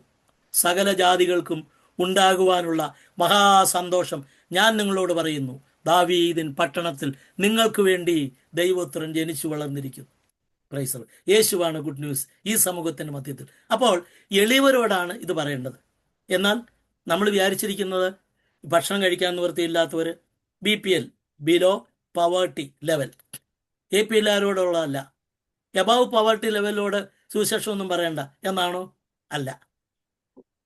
നമ്മുടെ നാട്ടിൽ തന്നെ കാർഡുകൾ 3 കളറില്ലേ? കാർഡുകൾ കളർ അനുസരിച്ചല്ലേ റേഷൻ കിട്ടുന്നത്. കർത്താവ് യേശു ഒരുത്തരെയും ഇങ്ങനെ ലെവൽ തിരിച്ചല്ല ഇവിടെ എളിയവരെന്ന് പറഞ്ഞിരിക്കുന്നത്. എളിയവരെന്ന് കർത്താവ് പറഞ്ഞിരിക്കുന്നത് സാമ്പത്തികമായ കാര്യമല്ല. പിന്നെയോ ദൈവത്തിൻ്റെ സന്നദ്ധിയിൽ തന്നെത്താൻ താഴ്ത്തി ദൈവം തമ്പുരാൻ പറയുന്നത് ചോദ്യം ചെയ്യാതെ കേൾക്കുവാനും അനുസരിക്കാനും മനസ്സ് ആർക്കൊക്കെ ഉണ്ടോ അവരാണ് എളിയവർ. അല്ലാതെ വീട് ചോർന്ന് കിടക്കുന്നവരും പണമില്ലാത്തവരും പട്ടിണി കിടക്കുന്നവരും അതല്ല അവിടെ ഉദ്ദേശിക്കുന്നത്. ഹമ്പിൾ എന്നുള്ളതാണ്. എന്ന് പറഞ്ഞു കഴിഞ്ഞാൽ വിനയപ്പെടുന്നവരോട്, താഴ്മയും വിനയും ഉള്ള വ്യക്തികളോടാണ് ദൂതുള്ളത്. മറിയ എന്താ പറഞ്ഞത്? ബിഹോൾഡ് ദൈ സെർവൻ, ഇതാ ഞാൻ കർത്താവിൻ്റെ ദാസി, ദൈ വിൽ ബി ഡൺ, അവിടുത്തെ ഹിതം പോലെ നടക്കട്ടെ. പ്രിയമുള്ളവരെ, ആകയാൽ എളിയവരോട് ഗുഡ് ന്യൂസ്, സുവിശേഷം പറയുവാൻ യഹോവ എന്നെ അഭിഷേകം ചെയ്തു. അങ്ങനെയെങ്കിൽ ഈ നസറേത്ത് മാനിഫെസ്റ്റോയിൽ ഒന്നാമത്തെ പ്രധാനപ്പെട്ടതായിരിക്കുന്ന പോയിന്റ് എന്തെന്ന് പറഞ്ഞാൽ മറ്റുള്ളവരുടെ സുവിശേഷം പറയുവാൻ വേണ്ടിയാണ് ഈ അഭിഷേകം എന്നിൽ പകർന്നത്. പ്രൈസ് ദി ലോർഡ്, സ്തോത്രം. അതിൻ്റെ അർത്ഥം എന്താണ്? നിങ്ങൾ ഒരു ട്രാക്റ്റുമായിട്ടോ വല്ല വീട് സന്ദർശനത്തിനോ ഒരു സഭാ പാസ്റ്റായില്ലെങ്കിലും ഈ സുവിശേഷം മറ്റുള്ളവരോട് അറിയിക്കുവാൻ യോഗ്യത നേടുന്നെങ്കിൽ ആമേൻ, അതൊരു സർട്ടിഫിക്കറ്റ്, ലോകത്തിലൊരു പഠനം ഒക്കെ ആവശ്യമാണെങ്കിലും അതിൽ കൂടെയല്ല. പിന്നെയോ അഭിഷേകം, ആമേൻ, സുവിശേഷം പറയുവാൻ പരിശുദ്ധാത്മാഭിഷേകം പ്രാപിക്കണം എന്നാണ് ഈ പറയപ്പെട്ട ഈ മാനിഫെസ്റ്റോയിലെ ഒന്നാമത്തെ പോയിന്റ്. മറ്റുള്ളവരോട് സദ്വർത്തമാനമായ സുവിശേഷം പറയണമെങ്കിൽ ഒരു അനോയിൻറ്റിങ് നമുക്ക് ആവശ്യമാണ്. അതെല്ലാവർക്കും വേണം. കർത്താവ് യേശു ക്രിസ്തുവിന് ഈ പരിശുദ്ധാത്മാവിലാണ് ജനിച്ചത്. പരിശുദ്ധാത്മാവിൽ ജനിച്ച കർത്താവിന് ഈ എളിയവരോട് ശുദ്ധവർത്തമാനം അറിയിക്കാൻ രണ്ടാമതൊരു ആമേൻ അനോയിൻറ്റിങ് യോർദാൻ നദിയിൽ യേശുവിന് കൊടുത്തു. അങ്ങനെയെങ്കിൽ നമുക്ക് എത്രയധികം, ഞാൻ അവിടെ നിന്ന് പെട്ടെന്ന് മുമ്പോട്ട് പോവുകയാണ്. ആമേൻ. രണ്ടാമത് പറയുന്ന ഹൃദയം തകർന്നവരെ മുറിവ് കെട്ടുക. അതിനെക്കുറിച്ച് വിവരിക്കാൻ ഞാൻ ആഗ്രഹിക്കുന്നില്ല. തടവുകാർക്ക് വിടുതൽ, ബദ്ധന്മാർക്ക് സ്വാതന്ത്ര്യം എന്ന് പറഞ്ഞു കഴിഞ്ഞാൽ ലോകത്തിൽ ജയിലിൽ കിടക്കുന്ന റോമൻ ഭരണമുള്ള കാലഘട്ടത്തിലാണ്. അന്ന് റോമൻ ഭരണം നിലവിലിരിക്കുമ്പോൾ എല്ലാ ജയിലുകളിലും ചെന്ന് സമരം ചെയ്ത് ജയിലുകൾ പൊളിച്ച് അവിടെ കിടക്കുന്നവരെയെല്ലാം പുറത്തു കൊണ്ടുവരിക എന്നുള്ളതല്ല. ഫിസിക്കലായിട്ട് തടവിൽ കിടക്കുന്നവരെ പുറത്തു കൊണ്ടുവരിക എന്നുള്ളതല്ല. പിന്നെയോ അവിടുത്തെ സ്വാതന്ത്ര്യം എന്ന് പറയുന്നത് ഗലാത്യ ലേഖനത്തിൽ പറയുന്ന സ്വാതന്ത്ര്യമാണ്. സ്വാതന്ത്ര്യത്തിനായിട്ട് ക്രിസ്തു നമ്മെ സ്വതന്ത്രരാക്കി. ആകിയാൽ അതിൽ ഉറച്ചു നിൽപ്പ്. അടിമനുഖം എന്ന് പറയുന്നത് അക്ഷരികമായ ചെയിൻ കഫും അതുപോലെ ആമേൻ അഴികളുമല്ല. പിന്നെയോ പാപത്തിൻ്റെ ഇരുട്ടിൻ്റെ അകത്ത് തളച്ചിട്ടിരിക്കുന്ന പാപികളായ ആളുകളെ ദൈവവചനമാകുന്ന വെളിച്ചമാകുന്ന സുവിശേഷം കൊണ്ട് അവരുടെ അകത്തേക്ക് ദൈവവചനം പറഞ്ഞു കൊടുത്ത് അവിടെ പാപം രോഗം എല്ലാം മാറ്റി അവരെ പുറത്തു കൊണ്ടുവരിക എന്നുള്ള അർത്ഥത്തിലാണ് യേശു പറഞ്ഞത്. പക്ഷേ ഇത് യോഹന്നാൻ സ്നാപകൻ തെറ്റിദ്ധരിച്ചു. യേശു ലോകത്തിൽ വരുമ്പോൾ എന്താണ് തടവുകാർക്ക് വിടുതൽ എന്ന് പറയുന്ന ഒരു പാക്കേജ് അതിൻ്റെ അകത്തുണ്ട്. യോഹന്നാൻ സ്നാപകൻ വിചാരിച്ചത് യോഹന്നാൻ തടവിലായപ്പോൾ യേശു കടന്നു എന്ന് യോഹന്നാനെ ഫ്രീ ആക്കും. യേശു ഒരു അത്ഭുതം ചെയ്താൽ എന്ത് ചെയ്യും? തടവിൽ നിന്ന് യോഹന്നാൻ പുറത്തു വരും. എന്നാൽ അങ്ങനെ പുറത്തു വന്നോ? അങ്ങനെ യേശു ചെയ്തോ? ഇല്ല. എന്തുകൊണ്ട്? യോഹന്നാൻ്റെ ശുശ്രൂഷ അതോടുകൂടെ തീർന്നതുകൊണ്ട് കർത്താവ് അവനെ പുറത്തു കൊണ്ടുവന്നില്ല. അവൻ രക്തസാക്ഷിയായിട്ട് മരിച്ചു. പക്ഷെ യോഹന്നാൻ ആഗ്രഹിച്ചു. 2 ശിഷ്യന്മാരെ യേശുവിൻ്റെ അടുക്കൽ അയച്ചു. എന്നിട്ട് ചോദിച്ചു, വരുവാനുള്ളവൻ നീയോ? വേറെത്തിനെ കാത്തിരിക്കണോ? കാരണം എന്നാ? നിന്റെ പദ്ധതിക്കകത്ത് ഒരു കാര്യം പറഞ്ഞിട്ടുണ്ടായിരുന്നല്ലോ, ബദ്ധന്മാർക്ക് വിടുതൽ. ഞാൻ തടവിൽ കിടക്കുക, എന്താ എന്നെ അഴിച്ചുവിടാൻ വരാഞ്ഞത് എന്നുള്ള ചോദ്യമായിട്ടാണ് അവിടെ അയച്ചത്. അടുത്തത് യഹോവയുടെ പ്രസാദ വർഷവും ദൈവത്തിൻ്റെ പ്രതികാര ദിവസവും പ്രസിദ്ധമാക്കാൻ സിയോനിലെ ദുഃഖിതന്മാർ പ്രത്യേകമുണ്ട്. ദൈവമക്കളുടെ ഇടയിലുള്ള ദുഃഖം അനുഭവിക്കുന്നവരാണ് സിയോനിലെ ദുഃഖിതന്മാർക്ക്. വെണ്ണീറിന് പകരം അലങ്കാര, പിന്നെ ദുഃഖത്തിന് പകരം ആനന്ദതൈലം. നിന്റെ കൂട്ടുകാരിൽ ഫലമായി നിന്നെ ആനന്ദതൈലം. ഈ ആനന്ദതൈലം എന്ന് പറയുന്നത് സ്പെഷ്യലായിരിക്കുന്നുണ്ടാക്കിയ ഒരു ബാം തലയിൽ ഒഴിക്കുന്നതിനെ കുറിച്ചല്ല. പിന്നെയോ പരിശുദ്ധാത്മാവിൻ്റെ അഭിഷേകത്തെക്കുറിച്ചാണ് 45-ാം സങ്കീർത്തനത്തിൽ പറഞ്ഞിരിക്കുന്ന ആ ആനന്ദതൈലം. നിന്റെ കൂട്ടുകാരിൽ പരമായി നിന്നെ പരിശുദ്ധാത്മാവിൻ്റെ അഭിഷേകം കൊണ്ട് അനോയിന്റ് ചെയ്തിരിക്കുന്നു എന്നാണ്. ആനന്ദതൈലം വിഷണ്ണ മനസ്സിന് ഇംഗ്ലീഷിൽ പറയുന്ന ദ ഹെവി ഹേർട്ടഡ്. ചിലപ്പോൾ ചില പറയത്തില്ലേ, ഞാൻ വളരെ ഹെവിയാണ്, ഞാൻ ബ്രോക്കൺ ആണ്, ഞാൻ ബ്രൂയിസ്ഡ് ആണ്, എനിക്ക് ഞാൻ തകർന്നിരിക്കുകയാണ് മനസ്സ് എന്ന് പറയുന്നവരുണ്ട്. അപ്പോൾ വളരെ ഭാരമുള്ള ഹൃദയത്തോടുകൂടെ ഇരിക്കുന്നവർക്കുള്ള മരുന്ന് എന്തുവാ? The mantle of praise. ഭാരപ്പെട്ടിരിക്കുന്നവരുടെ വിടുതലിനുള്ള മെഡിസിൻ, ടാബ്ലറ്റ് എന്താണെന്നറിയാമോ? അവർക്കുള്ള ഏറ്റവും best medicine mantle of praise. സ്തുതിച്ചൊന്ന് തുടങ്ങിക്കേ. അതുകൊണ്ടല്ലേ ഫിലിപ്പിയൻ കാരാഗ്രഹത്തിൻ്റെ അകത്ത് കൈയും കാലും കെട്ടി അടിച്ചു മുറിവേൽപ്പിച്ച് രക്തം വമിച്ചിരിക്കുന്നതുകൊണ്ട് ഇരിക്കുന്ന ആളുകൾ പാട്ടുപാടി ദൈവത്തെ സ്തുതിച്ചപ്പോൾ എന്ത് ചെയ്തു? അവരുടെ വിഷണ്ണ മനസ്സുകൾ ഇരുന്ന വേദനപ്പെട്ടിരിക്കുന്ന ഹൃദയം, മുറിവേറ്റ ഹൃദയത്തിൻ്റെ അകത്ത് സ്തുതി എന്ന മേലാട എന്ന് പറയുമ്പോൾ ഏതാണ്? തലയിലിടിക്കുന്ന തുണി. സ്തോത്രം. മേൽ ധരിക്കുന്ന, തലയുടെ മേൽ സ്ത്രീകൾ ധരിക്കുന്ന ആടയെന്ന് പറഞ്ഞാൽ വസ്ത്രം. പാവാട നമുക്കറിയാം, മേലാട വേറെയാ. സ്തോത്രം. അപ്പോൾ തലയുടെ മുകളിൽ ഇരിക്കുന്ന മോടിയാണ്. സ്തുതി എന്ന് പറയുന്നത് എല്ലാവർക്കും മീതെയുള്ള ഒരു മേലാടയാണ്. ആ സ്തുതി എന്ന മേലാട കൊണ്ട് നിറച്ചാൽ നിങ്ങളുടെ ഹൃദയത്തിൻ്റെ ഭാരമുള്ള ഹൃദയം മാറ്റി സ്തുതിക്കുമ്പോൾ നിങ്ങൾക്ക് ആശ്വാസവും ബലവും കിടക്കും. അതിനായിട്ട് യഹോവയായ ദൈവം എന്നെ അയച്ചിരിക്കുന്നുവെന്ന് അവിടെ ആ നസറത്തിലെ മാനിഫെസ്റ്റോയിൽ യേശു അവിടെ പറയുന്നതായിട്ട് നമുക്ക് കാണുവാൻ കഴിയുന്നുണ്ട്. ഇനിയും നമ്മൾ ചിന്തിക്കുവാൻ പോകുന്നതായ കാര്യം, അടുത്ത കാര്യം, പടിപടിയായിട്ട് ഇതിൻ്റെ സംഭവങ്ങളുടെ പരമ്പര അനുസരിച്ചാണ് നമ്മൾ ക്രിസ്റ്റോളജി പഠിക്കുന്നത്. കർത്താവ് യേശു ക്രിസ്തുവിൻ്റെ ഈ ഭൂമിയിൽ വന്നതിന് ശേഷം നസറത്തിലേക്ക് വന്നു, ഗലീലയിൽ മിനിസ്ട്രി തുടങ്ങി, നസറത്തിലെ പള്ളിയിൽ പ്രസംഗിച്ചു. അനന്തരം യേശു ക്രിസ്തുവിൻ്റെ preachings, the sermons and teaching of Jesus, ഇത് വളരെ വളരെ വളരെ പ്രാധാന്യം അറിയിക്കുന്നതാണ്. പ്രിയമുള്ളവരെ, ഒരു കാര്യം കൂടെ ഞാൻ ഇത്തരണത്തിൽ ഊന്നി പറയുന്നു. നമ്മൾ എല്ലാവരും സഭകളിലെ അംഗങ്ങളായിത്തീരുന്നത് ഒന്ന് ബോൺ അഗെയിൻ, രക്ഷിക്കപ്പെടുക എന്നുള്ള. പലരും നിർബന്ധം കൊണ്ടോ ഒന്ന് രക്ഷിക്കപ്പെടുന്ന ഏറ്റു പറഞ്ഞോ എന്ന് ചോദിക്കുന്നതുകൊണ്ടോ ഒക്കെ പരപ്പരയാൽ രക്ഷ യേശുവിനെ വാഗൊണ്ട് ഏറ്റു പറയുന്നവരുണ്ട്. പക്ഷെ അവിടെ ഹൃദയത്തിലുണ്ടോ ഇല്ലോ എന്നറിയത്തില്ല. അങ്ങനെ തന്നെ ആകട്ടെ. ഹൃദയത്തിൻ്റെ ഒരു പരിശോധനയേറ്റ് സ്വന്തം പാപത്തെക്കുറിച്ച് കുറ്റബോധം ഉണ്ടായി ദൈവസേനയിൽ കുറവുകളെ ഏറ്റു പറയാനുള്ള ഒരു പ്രായം, അത് 12 വയസ്സാകട്ടെ, ചിലർക്ക് 13 ആയിരിക്കാം. ഒരു ടീനേജിലാണ് ഒരു കുട്ടിക്ക് അത് ഉണ്ടാകുന്നത്. അപ്പോൾ അങ്ങനെ ഉണ്ടാകാൻ ഉള്ളപ്പോൾ നമ്മൾ അവരോട് യേശുവിനെ കുറിച്ച് പറയണം. അവരത് യേശു എനിക്ക് വേണ്ടി മരിച്ചു, ഉയർത്തെഴുന്നേറ്റു, എൻ്റെ പാപത്തിന് വേണ്ടി ക്രൂശിൽ മരിച്ചു, അതുകൊണ്ട് ഞാൻ ദൈവഹിതരായി ജീവിക്കും. യേശുവിനെ റോമർ 10:9 അതിനാധാരം നമുക്കറിയാം. യേശുവിനെ ഹൃദയം കൊണ്ട് വിശ്വസിക്കുകയും വായ് കൊണ്ട് കൺഫെഷൻ ഉണ്ട്. പിന്നെ നമ്മുടെ പാപത്തെ ഉപേക്ഷിക്കുക, നമ്മുടെ പാപങ്ങൾ ചെയ്യയില്ല എന്ന് പറയുക. അങ്ങനെ വരുമ്പോൾ രക്ഷിക്കപ്പെടും. അങ്ങനെയുള്ളവർ അടുത്തതായിട്ട് എന്ത് ചെയ്യും? സ്നാനം, വെള്ളത്തിൽ മുഴുകൽ സ്നാനം ഏൽക്കുന്നു. പിന്നെ പരിശുദ്ധാത്മാവിൻ്റെ അഭിഷേകം പ്രാപിക്കണമല്ലോ. അതൊരു കൽപ്പന തന്നെയാണ്. നമ്മൾ അതിനുവേണ്ടി കാത്തിരിക്കുന്നു. ദൈവമാണ് തരുന്നത്. പക്ഷേ ആവശ്യബോധത്തോടെ ലഭിക്കുന്നിടം വരെ കാത്തിരുന്നാൽ കർത്താവ് നിറയ്ക്കാതിരിക്കത്തില്ല. പിന്നെ നമ്മൾ കാണുന്നത് സഭയിൽ കൂട്ടായ്മ ആചരിക്കുക, ഹോളി കമ്മ്യൂണിയൻ, അങ്ങനെയുള്ളവർ കർത്തൃമേശയിൽ സംബന്ധിക്കാം, അവിടെ സഭയുടെ ഉപദേശം കേൾക്കുക. ഇത്രയും മാത്രമാണ് നമ്മൾ മിനിമം ക്വാളിഫിക്കേഷനെ കണക്കാക്കി ദൈവരാജ്യത്തിൽ പോകുവാൻ കർത്താവിൻ്റെ വരികൾ തയ്യാറായിട്ട് നിൽക്കുന്നവർ. നമ്മുടെ വിചാരം നമ്മൾക്ക് ഇത്രയും മാത്രം മതി, അതുകൊണ്ട് നമ്മൾ ദൈവരാജ്യത്തിൽ കടക്കും എന്നാണ് നമ്മളുടെ ചിന്താഗതി. പക്ഷേ അങ്ങനെയല്ല ദൈവവചനത്തിൻ്റെ പ്രമാണം. അവിടെ കൊണ്ട് തീരുന്നില്ല. 7 അടിസ്ഥാന ഉപദേശം എന്ന് പറഞ്ഞാൽ ഒരു മിനിമം റിക്വയർമെൻറ്റാണ്. ഏറ്റവും കുറഞ്ഞ ഒരു യോഗ്യതയാണ്. എന്നാൽ അതിൻ്റെ അകത്ത് പ്രവേശിച്ചതിന് ശേഷം നമ്മൾക്ക് ശിഷ്യന്മാരായി തീരണമെങ്കിൽ എന്ത് വേണം? ഞാൻ മുമ്പിൽ 3 കാര്യങ്ങൾ ഇവിടെ കൊടുത്തിട്ടുണ്ട്. നമ്മളെ കർത്താവ് വിളിച്ച്, കഴിഞ്ഞ ദിവസം ഞാൻ ഊന്നി പറഞ്ഞു, നമ്മളെ കർത്താവ് വിളിച്ചത് വിശ്വാസികളായി തീരാനല്ല. മിനിമം റിക്വയർമെൻറ്റ്സ് സൂക്ഷിച്ച് ജീവിക്കുന്ന ആളുകൾ ആരാ? വിശ്വാസികളാണ്. കർത്താവ് ഉദ്ദേശിക്കുന്നത് മത്തായി 28:20 വാക്യത്തിൽ അതൊന്ന് വായിക്കണേ. 28:20 വാക്യം, മാത്യു 28:20. ഞാൻ നിങ്ങളോട് കൽപ്പിച്ചതൊക്കെയും പ്രമാണിപ്പാൻ തക്കവണ്ണം ഉപദേശിച്ചും കൊണ്ട് സകല ജാതികളെയും ശിഷ്യരാക്കിക്കൊള്ളുവിൻ.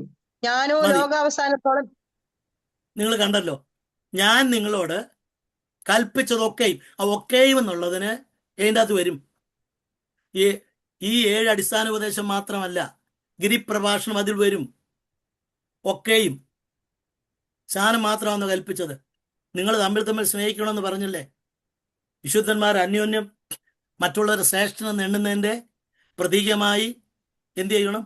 തമ്മിൽ നിങ്ങൾ ഞാൻ ചെയ്തതുപോലെ മറ്റുള്ളവരുടെ പാദം കഴുകുവാൻ സന്നദ്ധയുള്ളവരായി തീരുകയും അവസരം കിട്ടുമ്പോൾ ആ ശുശ്രൂഷയൊക്കെ ചെയ്യുകയും ചെയ്യണമെന്ന് കർത്താവ് പഠിപ്പിച്ചില്ലേ? അതുപോലെ അനേക കാര്യങ്ങൾ കർത്താവ് ഗിരിപ്രഭാഷണത്തിൽ പഠിപ്പിച്ചില്ലേ? അപ്പോൾ ഗിരിപ്രഭാഷണം 5, 6, 7 ഈ 3 അധ്യായങ്ങൾ ഓപ്ഷൻ അല്ല, വേണമെങ്കിൽ മാത്രം എടുക്കാൻ എഴുതിയതല്ല. കർത്താവിൻ്റെ വായിൽ നിന്ന് വന്ന ഒറ്റ വചനം പോലും ഓപ്ഷണലല്ല. ദാറ്റ് ഈസ് കമാൻഡ്മെന്റ്, കൽപ്പനയാ. യേശു പറഞ്ഞത് മുഴുവനും നമ്മളോടുള്ള, നിങ്ങൾക്ക് സൗകര്യമുണ്ടെങ്കിൽ നിങ്ങളിതൊക്കെ ചെയ്യണം എന്നല്ല. പിന്നെയോ ഞാൻ നിങ്ങളോട് പറഞ്ഞത് കൽപ്പിച്ചതാ. ആ കൽപ്പാത്രത്തിൽ വെള്ളം നിറപ്പീൻ എന്ന് പറഞ്ഞു, അത് കൽപ്പനയാണ്. കർത്താവ് ദൈവമായിരിക്കുന്നതുകൊണ്ടും അധികാരിയായിരിക്കുന്നതുകൊണ്ടും കർത്താവ് പറയുന്നത് കൽപ്പനയാണ്. അതുകൊണ്ട് ഗിരിപ്രഭാഷണത്തിലെ 3 അധ്യായങ്ങളിൽ പറയുന്ന പ്രസംഗങ്ങൾ മുഴുവനും പുതിയ നിയമ സഭയിലുള്ള ശിഷ്യന്മാരാകാൻ ആഗ്രഹിക്കുന്ന ദൈവമക്കൾ പാലിക്കേണ്ടിയിരിക്കുന്നു, പ്രമാണിക്കേണ്ടിയിരിക്കുന്നു. പിന്നെ യാക്കോബിൻ്റെ ലേഖനത്തിലെ പ്രായോഗികമായ കാര്യം, പിന്നെ റോമാലേഖനത്തിലുള്ളത്. ഞാൻ കഴിഞ്ഞ ദിവസവും നിങ്ങളോട് പറഞ്ഞ ഒരു കാര്യമാണ്. നിങ്ങളൊരു പ്രത്യേക കോഴ്സിന് പഠിക്കുകയാണെങ്കിൽ അതിന് തിയറി ക്ലാസ്സിൻ്റെ അകത്ത് A+ വാങ്ങിച്ചത് കൊണ്ട് നിങ്ങൾക്ക് ഗ്രാജുവേഷൻ കിട്ടത്തില്ല. നിങ്ങൾക്കൊരു പ്രാക്ടിക്കലുണ്ട്. ആ പ്രാക്ടിക്കൽ ചിലപ്പോൾ ലാബറട്ടറിയിലായിരിക്കും, മറ്റുള്ള ടെസ്റ്റിൽ ആയിരിക്കും. അത് ഒരു എൻജിനീയറിംഗ് ആണെങ്കിൽ ചില മെഷീൻസിൻ്റെ അകത്തോ, ചില എക്സ്പീരിമെൻറ്റോ, ഫിസിക്സ് ആണെങ്കിൽ എക്സ്പീരിമെൻ്റ് ആയിരിക്കാം, നേഴ്സോ മെഡിക്കലോ ആണെങ്കിൽ ചില പ്രാക്ടിക്കലായിട്ട് പേഷ്യൻസിനെ ട്രീറ്റ് ചെയ്യുന്നത് അത് നിങ്ങൾ ചെയ്ത് കാണിക്കണം.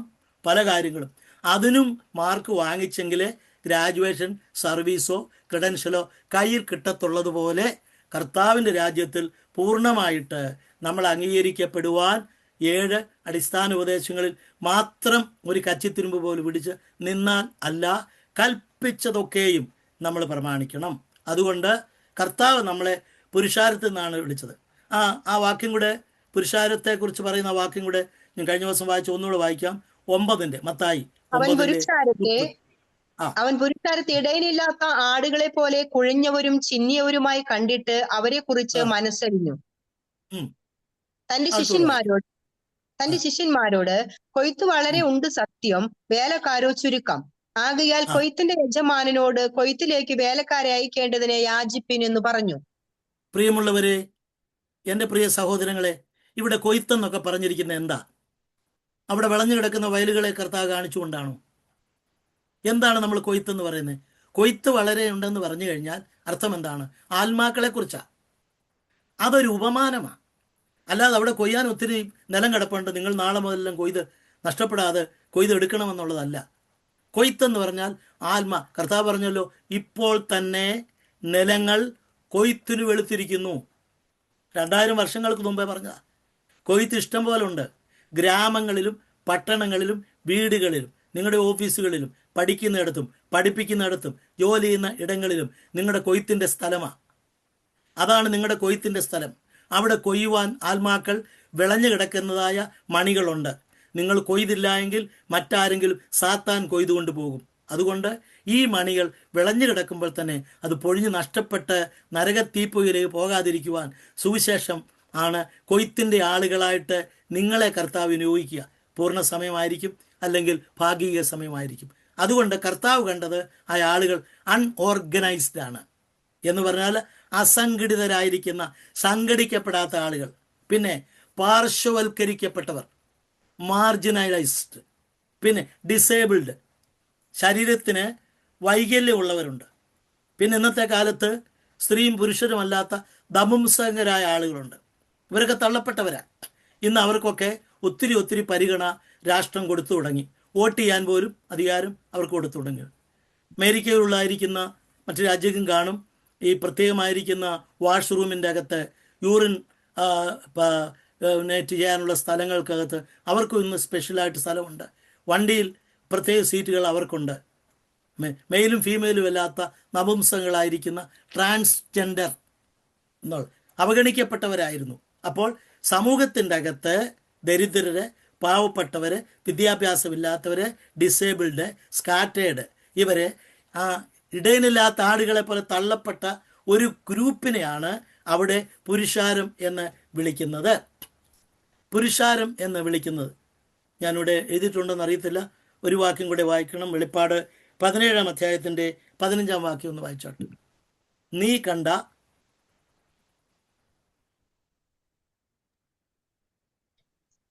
പിന്നെ അവൻ എന്നോട് പറഞ്ഞത്, നീ കണ്ടതും വേശ്യയിരിക്കുന്നതുമായ വെള്ളം വംശങ്ങളും പുരുഷാരങ്ങളും ജാതികളും ഭാഷകളും അത്രേ.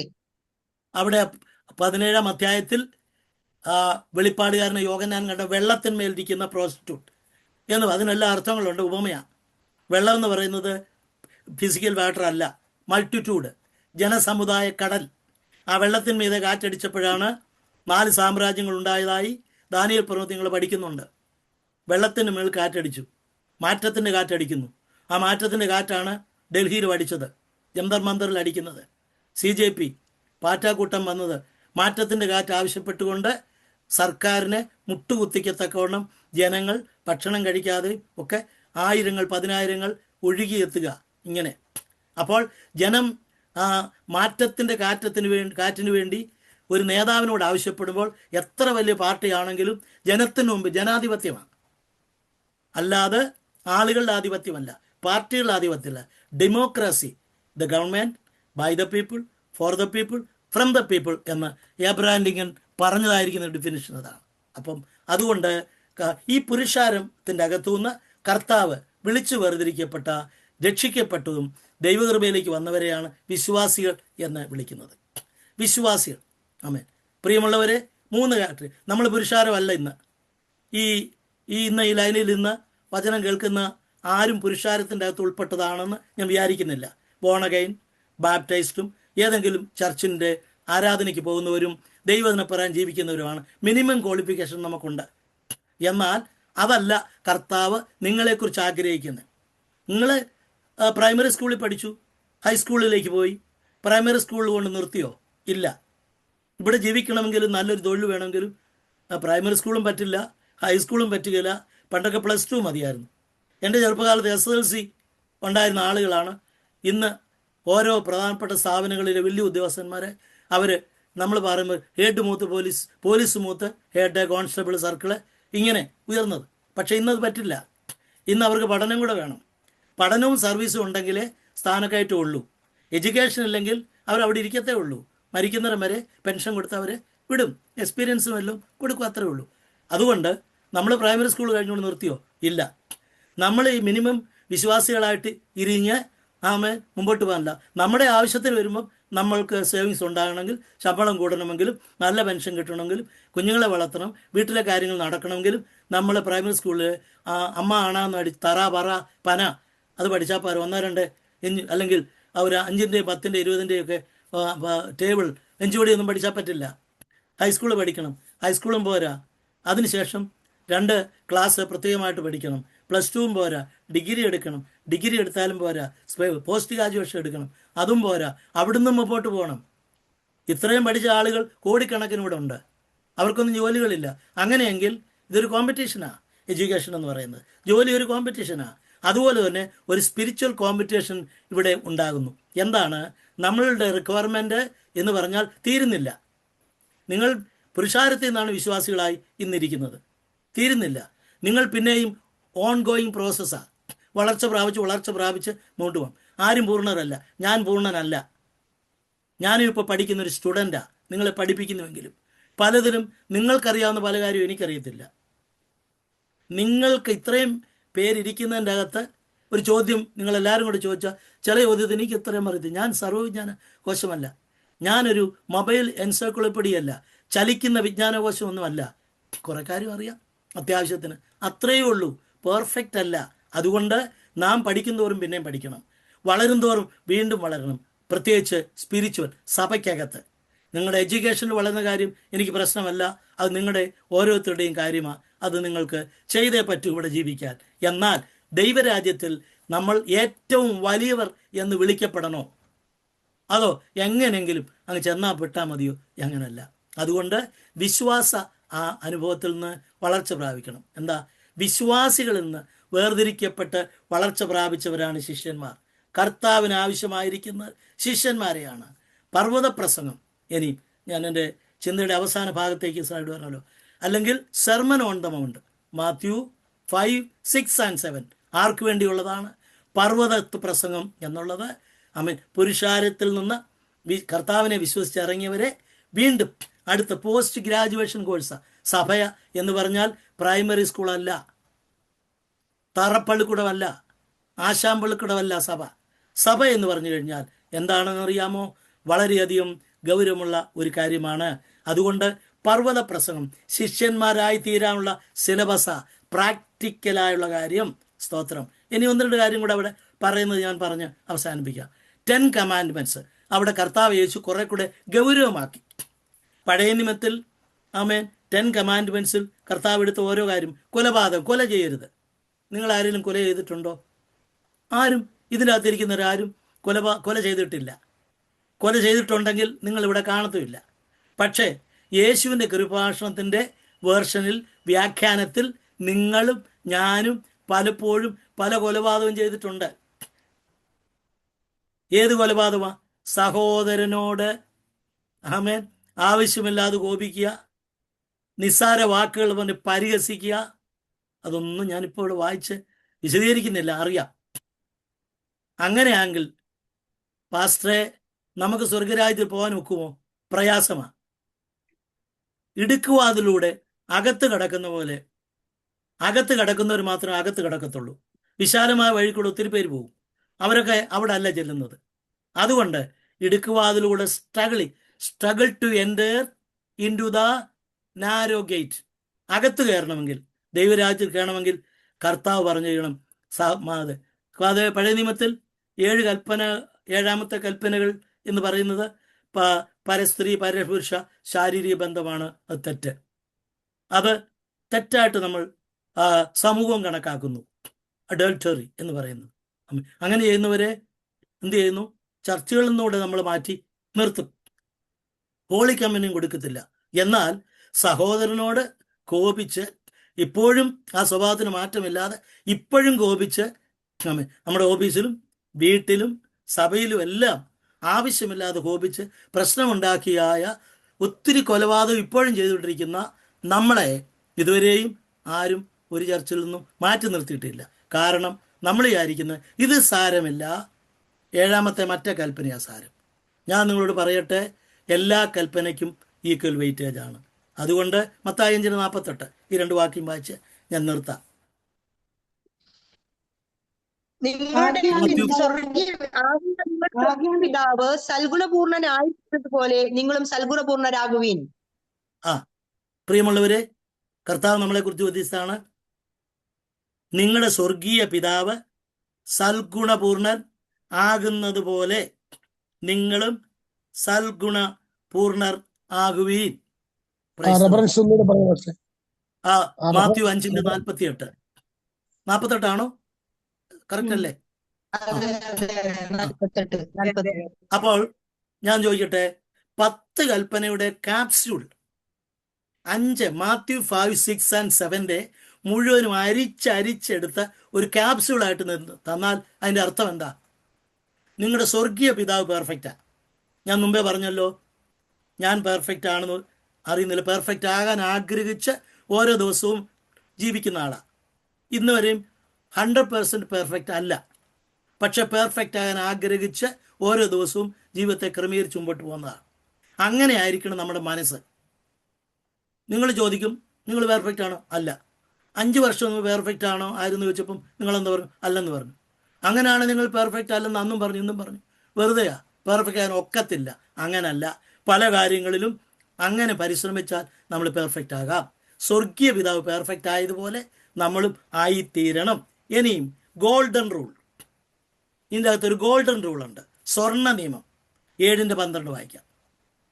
നിങ്ങൾക്ക് മനുഷ്യർ നിങ്ങൾക്ക് ചെയ്യണമെന്ന് നിങ്ങൾ ഇച്ഛിക്കുന്നതൊക്കെയും നിങ്ങൾ അവർക്ക് ചെയ്യുവീൻ. ന്യായപ്രമാണവും പ്രവാചകന്മാരും ഇത് തന്നെ. എന്താണ് ഗോൾഡൻ റൂൾ എന്ന് പറഞ്ഞാൽ? സ്വർണ്ണ നിയമം. ഈ പർവ്വത പ്രസംഗത്തിലെ ഏറ്റവും പ്രധാനപ്പെട്ട സ്വർണ്ണ നിയമം എന്ന് പറഞ്ഞാൽ, നിങ്ങൾക്ക് മറ്റുള്ളവർ ചെയ്യണമെന്ന് ആഗ്രഹിക്കുന്ന എല്ലാം അവർക്കും ചെയ്യുക. നിങ്ങളൊരു വീട്ടിൽ ചെന്നു, ദാഹിച്ചാണ് ചെന്നത്. ചെല്ലുമ്പോൾ എന്തെങ്കിലും കുടിക്കാൻ എടുക്കട്ടെ എന്നൊരു ചോദിക്കുമോ എന്ന് നമ്മുടെ വീട്ടിൽ വരുമ്പോൾ അങ്ങനെ ചെയ്യുമല്ലോ. ഒരു പ്രതീക്ഷ ഉണ്ടായിരുന്നു. പക്ഷെ എന്ത് ചെയ്തില്ല? ചോദിച്ചില്ല. അപ്പം നമ്മളോട് ചോദ്യം, ആ ആൾ നിങ്ങളുടെ വീട്ടിൽ വന്ന് നിങ്ങൾ ചെയ്യുമോ? നമ്മൾ സഭയിൽ ഒരാളെ കണ്ടു, നമ്മളെടുക്കൽ ഒരു വിഷ് ചെയ്യാതെ പലരും പ്രൈസ്തലോട് എന്തുകൊണ്ടെന്ന് ചോദിച്ചു. കണ്ടിട്ടും കാണാത്തവരെ പോലെ ചിലർ പോയി.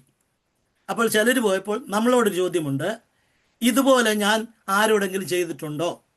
എനിക്ക് മറ്റൊരാൾ ചെയ്തു തരണമെന്ന് ആഗ്രഹിക്കുന്ന അതേ കാര്യം ഒന്നാമത് ഞാൻ ചെയ്ത് ശീലിക്കുക. അങ്ങനെ ചെയ്താൽ ആരെയും കുറ്റം പറയാൻ കാണത്തില്ല. കുറ്റം പറയുമ്പോൾ ഇത് ഞാൻ ചെയ്തിട്ടുണ്ടോ? ആമേൻ. പണ്ടാരാണ്ട് പറഞ്ഞ പോലെ, അപ്പൻ ബീഡി വലിക്കുന്ന അപ്പൻ വലിച്ചെറിഞ്ഞ മുറിബീഡി വലിച്ചാണ് എന്ത് ചെയ്ത് കൊച്ച് ബീഡി വലി പഠിച്ചത്. അങ്ങനെ ബീഡി വലി പഠിച്ച കൊച്ച് സിഗരറ്റ് വലിക്കുമ്പോൾ എന്ത് ചെയ്ത് അപ്പന് കുഞ്ഞിനെ എന്തിനാ ബീഡി വലിച്ചെന്ന് പറഞ്ഞ് അടിക്കാൻ അധികാരമില്ല. കാരണം അപ്പൻ്റെ മുറിബീഡി അവിടെ വീണത് വലിച്ചാണ് അവൻ പഠിച്ചത്. എന്നിട്ടാണ് സിഗരറ്റ് വലിക്കുന്നത്. അപ്പോൾ ഒരു കൈ ചൂണ്ടുമ്പോൾ നമ്മളോട് വിരൽ ചൂണ്ടിയിരിക്കും. അതുകൊണ്ട് ഈ ഗിരിപ്രഭാഷണത്തിലെ ഓരോ വാക്യങ്ങളും എടുത്ത് വ്യാഖ്യാനിക്കാൻ ഞാൻ സമയമെടുക്കുന്നില്ല. നമ്മുടെ ജീവിതത്തിൽ ഇത് മനസ്സിലാക്കി കർത്താവിൻ്റെ സന്നിധിയിൽ നമുക്ക് മുമ്പോട്ട് പോകാനായി ദൈവം നമ്മളെ സഹായിക്കട്ടെ എന്ന് പറഞ്ഞുകൊണ്ട് എൻ്റെ വചനങ്ങൾ ഇവിടെ അവസാനിപ്പിക്കുന്നു. നമുക്കടുത്ത ദിവസം ബാക്കി ഭാഗങ്ങളുമായി കാണാം. കർത്താവ് അനുഗ്രഹിക്കട്ടെ. God bless you. Price the Lord. വളരെ അനുഗ്രഹിക്കപ്പെട്ട രീതിയിൽ ക്ലാസ് എടുക്കുവാൻ കർത്താവിന്റെ ദാസനെ ദൈവം ഇന്ന് രാത്രിയിലും സഹായിച്ചുവല്ലോ. ആത്മാർത്ഥതയോടെ എടുക്കുന്ന ക്ലാസ്സുകൾ എല്ലാവർക്കും അനുഗ്രഹമായി തീരുന്നു എന്ന് വിശ്വസിക്കുന്നു. ദൈവം തുടർന്നും തന്നെ ശക്തമായി കർത്താവിന് വേണ്ടി പ്രയോജനപ്പെടുവാൻ, അനേകരെ ട്രെയിൻ ചെയ്യുവാനൊക്കെ ഉപയോഗിക്കുന്നത് ഓർത്ത് സ്തോത്രം ചെയ്യുന്നു. ദൈവം വീണ്ടും സഹായിക്കട്ടെ. സ്തോത്രം. നാളെ നമ്മുടെ ചാപ്പൽ സർവീസ് ഉണ്ടായിരിക്കുന്നതാണ്. നിങ്ങളെല്ലാ പ്രിയപ്പെട്ടവരും ജോയിൻ ചെയ്യണം. നമ്മളോടൊപ്പം വളരെ അനുഗ്രഹീതരായ അനുഭവങ്ങളുള്ള അനേക സഹോദരന്മാരൊക്കെ ഉണ്ട്. അവരൊക്കെ അവരുടെ സാക്ഷ്യങ്ങളും ദൈവവചനവും ഒക്കെ പങ്കുവയ്ക്കുന്നതാണ്. നമ്മൾ വേറെ ഗസ്റ്റ് ഒന്നും കാണത്തില്ല അധികം. നമ്മുടെ ആൾക്കാർ തന്നെ എല്ലാവരും ചെയ്യുന്നതാണ്. കന്യാസ്ത്രീയിൽ നിന്ന് ഒരു കന്യാസ്ത്രീയായിരുന്ന ദൈവദാസി ഇപ്പോൾ ഒരു ദൈവദാസിയായ ഒരു സഹോദരിയുടെ സാക്ഷ്യം നാളെ ഉണ്ടായിരിക്കുന്നതാണ്. Sister Pushpa Johnson. നിങ്ങളെല്ലാവരും ജോയിൻ ചെയ്യണം. അതിൽ അനുഗ്രഹിക്കപ്പെട്ട അനുഭവങ്ങളുള്ള ഒരു സഹോദരിയാണ്. ട്രിവാൻഡ്രത്ത് നമ്മോടൊപ്പം പഠിക്കുന്നുണ്ട്. താൻ തന്റെ സാക്ഷി പറയും. പിന്നെ ചില ദൈവദാസിമാരും ദൈവദാസന്മാരും ഒക്കെ ദൈവവചനം ഒക്കെ ഷെയർ ചെയ്യും. നിങ്ങളെല്ലാവരും, നിങ്ങൾ കഴിവുള്ളവരൊക്കെ ദയവായിട്ട് മുമ്പോട്ട് വരണം. നിങ്ങളുടെ അനുഭവങ്ങൾ, ഇതുപോലുള്ള ഒത്തിരി സാഹചര്യങ്ങൾ അനുഭവങ്ങളൊക്കെ ഉള്ളവരുണ്ട്. അവർക്കൊക്കെ സാക്ഷ്യം പറയുന്നത് മറ്റുള്ളവർക്കൊക്കെ ഒരു അനുഗ്രഹമായിരിക്കുമല്ലോ. നിങ്ങളെപ്പോലുള്ളവരൊക്കെ നമ്മളോടൊപ്പം പഠിക്കുന്നു എന്നുള്ളത് ഞങ്ങൾക്ക് കാണുവാനും നിങ്ങളുടെ അനുഭവങ്ങൾ കേൾക്കുവാനും ഒക്കെ അതൊരു അഭിമാനമാണ്. ദൈവം എല്ലാവരെയും സഹായിക്കട്ടെ. നാളെ നമ്മുടെ 8:30 നമ്മുടെ ചാപ്പൽ സർവീസ് തുടങ്ങും. പാടാൻ കഴിവുള്ളവർ, ദൈവവചനം പറയുവാൻ കഴിവുള്ളവർ, സാക്ഷി എല്ലാം അതിന് അവസരങ്ങളുണ്ട്. ദൈവം എല്ലാവരെയും സഹായിക്കട്ടെ. നമുക്ക് പ്രാർത്ഥനയോടെ അവസാനിപ്പിക്കാം. ദൈവാത്മാവ് പ്രേരിപ്പിക്കുന്ന ആരെങ്കിലും ഒരാൾ ചുരുക്കമായി അവസാനമായി പ്രാർത്ഥിച്ചാണ്. ഹല്ലേലൂയ. സ്തോത്രം സ്തോത്രം സ്തോത്രം. മഹാപരിശുദ്ധന നിത്യനുമായിരിക്കുന്ന വാഴ്ത്തപ്പെട്ട സ്വർഗീയ നല്ല കർത്താവേ ദൈവമേ, ഈ സമയം ഹല്ലേലൂയ കർത്താവേ, ഞങ്ങൾ ദൈവനാമത്തെ പ്രാർത്ഥിക്കുന്ന കർത്താവേ, അവിടുന്ന് ഹല്ലേലൂയ അപ്പാച്ച നീ ഞങ്ങളെ അനുഗ്രഹിക്കുമാറാകണം കർത്താവേ. കേട്ട ദൂതുകൾക്കായി സ്തോത്രം ചെന്ന കർത്താവേ. ഹല്ലേലൂയ. സ്തോത്ര സ്തോത്ര സ്തോത്ര. ഹല്ലേലൂയ കർത്താവേ, അനുഗ്രഹിക്കപ്പെട്ട ക്ലാസുകൾ ദൈവം ഞങ്ങൾക്ക് നൽകിയതിനായി സ്തോത്രം കർത്താവേ. ദൈവദാസനെ ദൈവം ബലപ്പെടുത്തി. ഹല്ലേലൂയ കർത്താവേ നാഥ, ഇത്രത്തോളം ഹല്ലേലൂയ കർത്താവേ തിരുവചനങ്ങളെ പഠിപ്പിക്കുവാൻ ദൈവം കൊടുത്ത കൃപയ്ക്കായി സ്തോത്രം ചെന്ന് കർത്താവേ. പ്രത്യേകിച്ച് ലാലു സാറിനായി പ്രാർത്ഥിക്കുന്ന കർത്താവിന്റെ മകൻ ഹല്ലേലൂയ കർത്താവേ നാഥ, ആമേൻ കർത്താവേ. തിരുവചനത്തോട് ഹല്ലേലൂയ കർത്താവേ ഇത്രത്തോളം ഹല്ലേലൂയ നാഥ സ്തോത്രം അവിടുന്ന് അർപ്പണബോധത്തോടെ സമർപ്പണബോധത്തോടെ ഹല്ലേലൂയ കർത്താവേ ഈ ക്ലാസുകൾ ക്രമീകരിച്ച് നാഥനീയ സ്തോത്ര ഹല്ലേലൂയ അപ്പച്ച ഇത് നടത്തുവാൻ തക്കവണ്ണം കർത്താവിന്റെ ദാസന് ദൈവം കൊടുത്തിരിക്കുന്ന കൃപയ്ക്കായി സ്തോത്രം ചെയ്യുന്നു അപ്പച്ച. അഗാപേ മിനിസ്ട്രിയെ ദൈവം അനുഗ്രഹിക്കുമാറാകണമേ. ബൈബിൾ കോളേജിലെ ദൈവം അനുഗ്രഹിക്കുമാറാകണമേ. പ്രവർത്തനങ്ങളെ ദൈവം അനുഗ്രഹിക്കുമാറാകണമേ എന്ന് പ്രാർത്ഥിക്കുന്നു അപ്പച്ച. ഇതിൽ പങ്കെടുത്ത എല്ലാ ഹല്ലേലൂയ പ്രിയപ്പെട്ടവരെയും ദൈവം അനുഗ്രഹിക്കുമാറാകണം കർത്താവെ. ക്ലാസ്സുകൾ, ഹല്ലേലൂയ, തിരുവചനങ്ങൾ ഞങ്ങളുടെ ജീവിതത്തിൽ ഏറ്റവും അനുഗ്രഹമാക്കി ദൈവം തീർക്കുമാറാകണമേ കർത്താവെ. ദൈവത്തിനോടുള്ള സ്നേഹവും ഹല്ലേലൂയ കർത്താവിന്റെ വേല ചെയ്യുവാനുള്ള വെമ്പലും കർത്താവ് ഞങ്ങൾക്ക് നൽകുമാറാകണമേ എന്ന് പ്രാർത്ഥിക്കുന്നു കർത്താവെ. ഇത് ഹല്ലേലൂയ അപ്പാ പഠിപ്പിക്കുന്ന എല്ലാ ഹല്ലേലൂയ അധ്യാപകർക്കായി സ്തോത്രം ചെയ്യുന്നു. അവരായിരിക്കുന്ന സ്ഥാനത്തൊക്കെ ദൈവത്തിന്റെ കൃപ സമാധാനം കൂടെ ഇരിക്കണം. എല്ലാം തിരുനാമഹത്വത്തിനായി തീരെ യേശുവിന്റെ നാമത്തിൽ പ്രാർത്ഥിക്കുന്നു കൃപയോടെ കേൾക്കുന്ന നല്ല പിതാവേ, ആമേൻ. Praise the lord. ജോയിൻ ചെയ്ത എല്ലാവർക്കും നന്ദി. കർത്താവിന്റെ ദാസന് നന്ദി. പിതാവായ ദൈവത്തിന്റെ സ്നേഹവും പുത്രനായ യേശു ക്രിസ്തുവിന്റെ കൃപയും പരിശുദ്ധാത്മാവിന്റെ സഹവാസവും സാന്നിധ്യവും നമ്മോടും ഇന്ന് ക്ലാസ് എടുത്ത ശ്രേഷ്ഠ ദൈവദാസനോടും ഇതിൽ ജോയിൻ ചെയ്ത എല്ലാവരോടും ബൈബിൾ കോളേജിന്റെ പ്രവർത്തനങ്ങളോടും ഇന്നു മുതൽ എന്നേക്കും ഉണ്ടായിരിക്കുമാറാകട്ടെ. ഇന്നും ജയം തന്ന ദൈവത്തിന് സ്തോത്രം. Hallelujah, hallelujah. നാളെ വൈകിട്ട് നമുക്ക് കാണാം 8:30. എല്ലാ പ്രിയപ്പെട്ടവരും ജോയിൻ ചെയ്യുക. ദൈവം എല്ലാവരെയും സഹായിക്കട്ടെ. പാടാൻ കഴിവുള്ളവരൊക്കെ ദയവായിട്ട് നമ്പർ തരിക. ദൈവം സഹായിക്കും.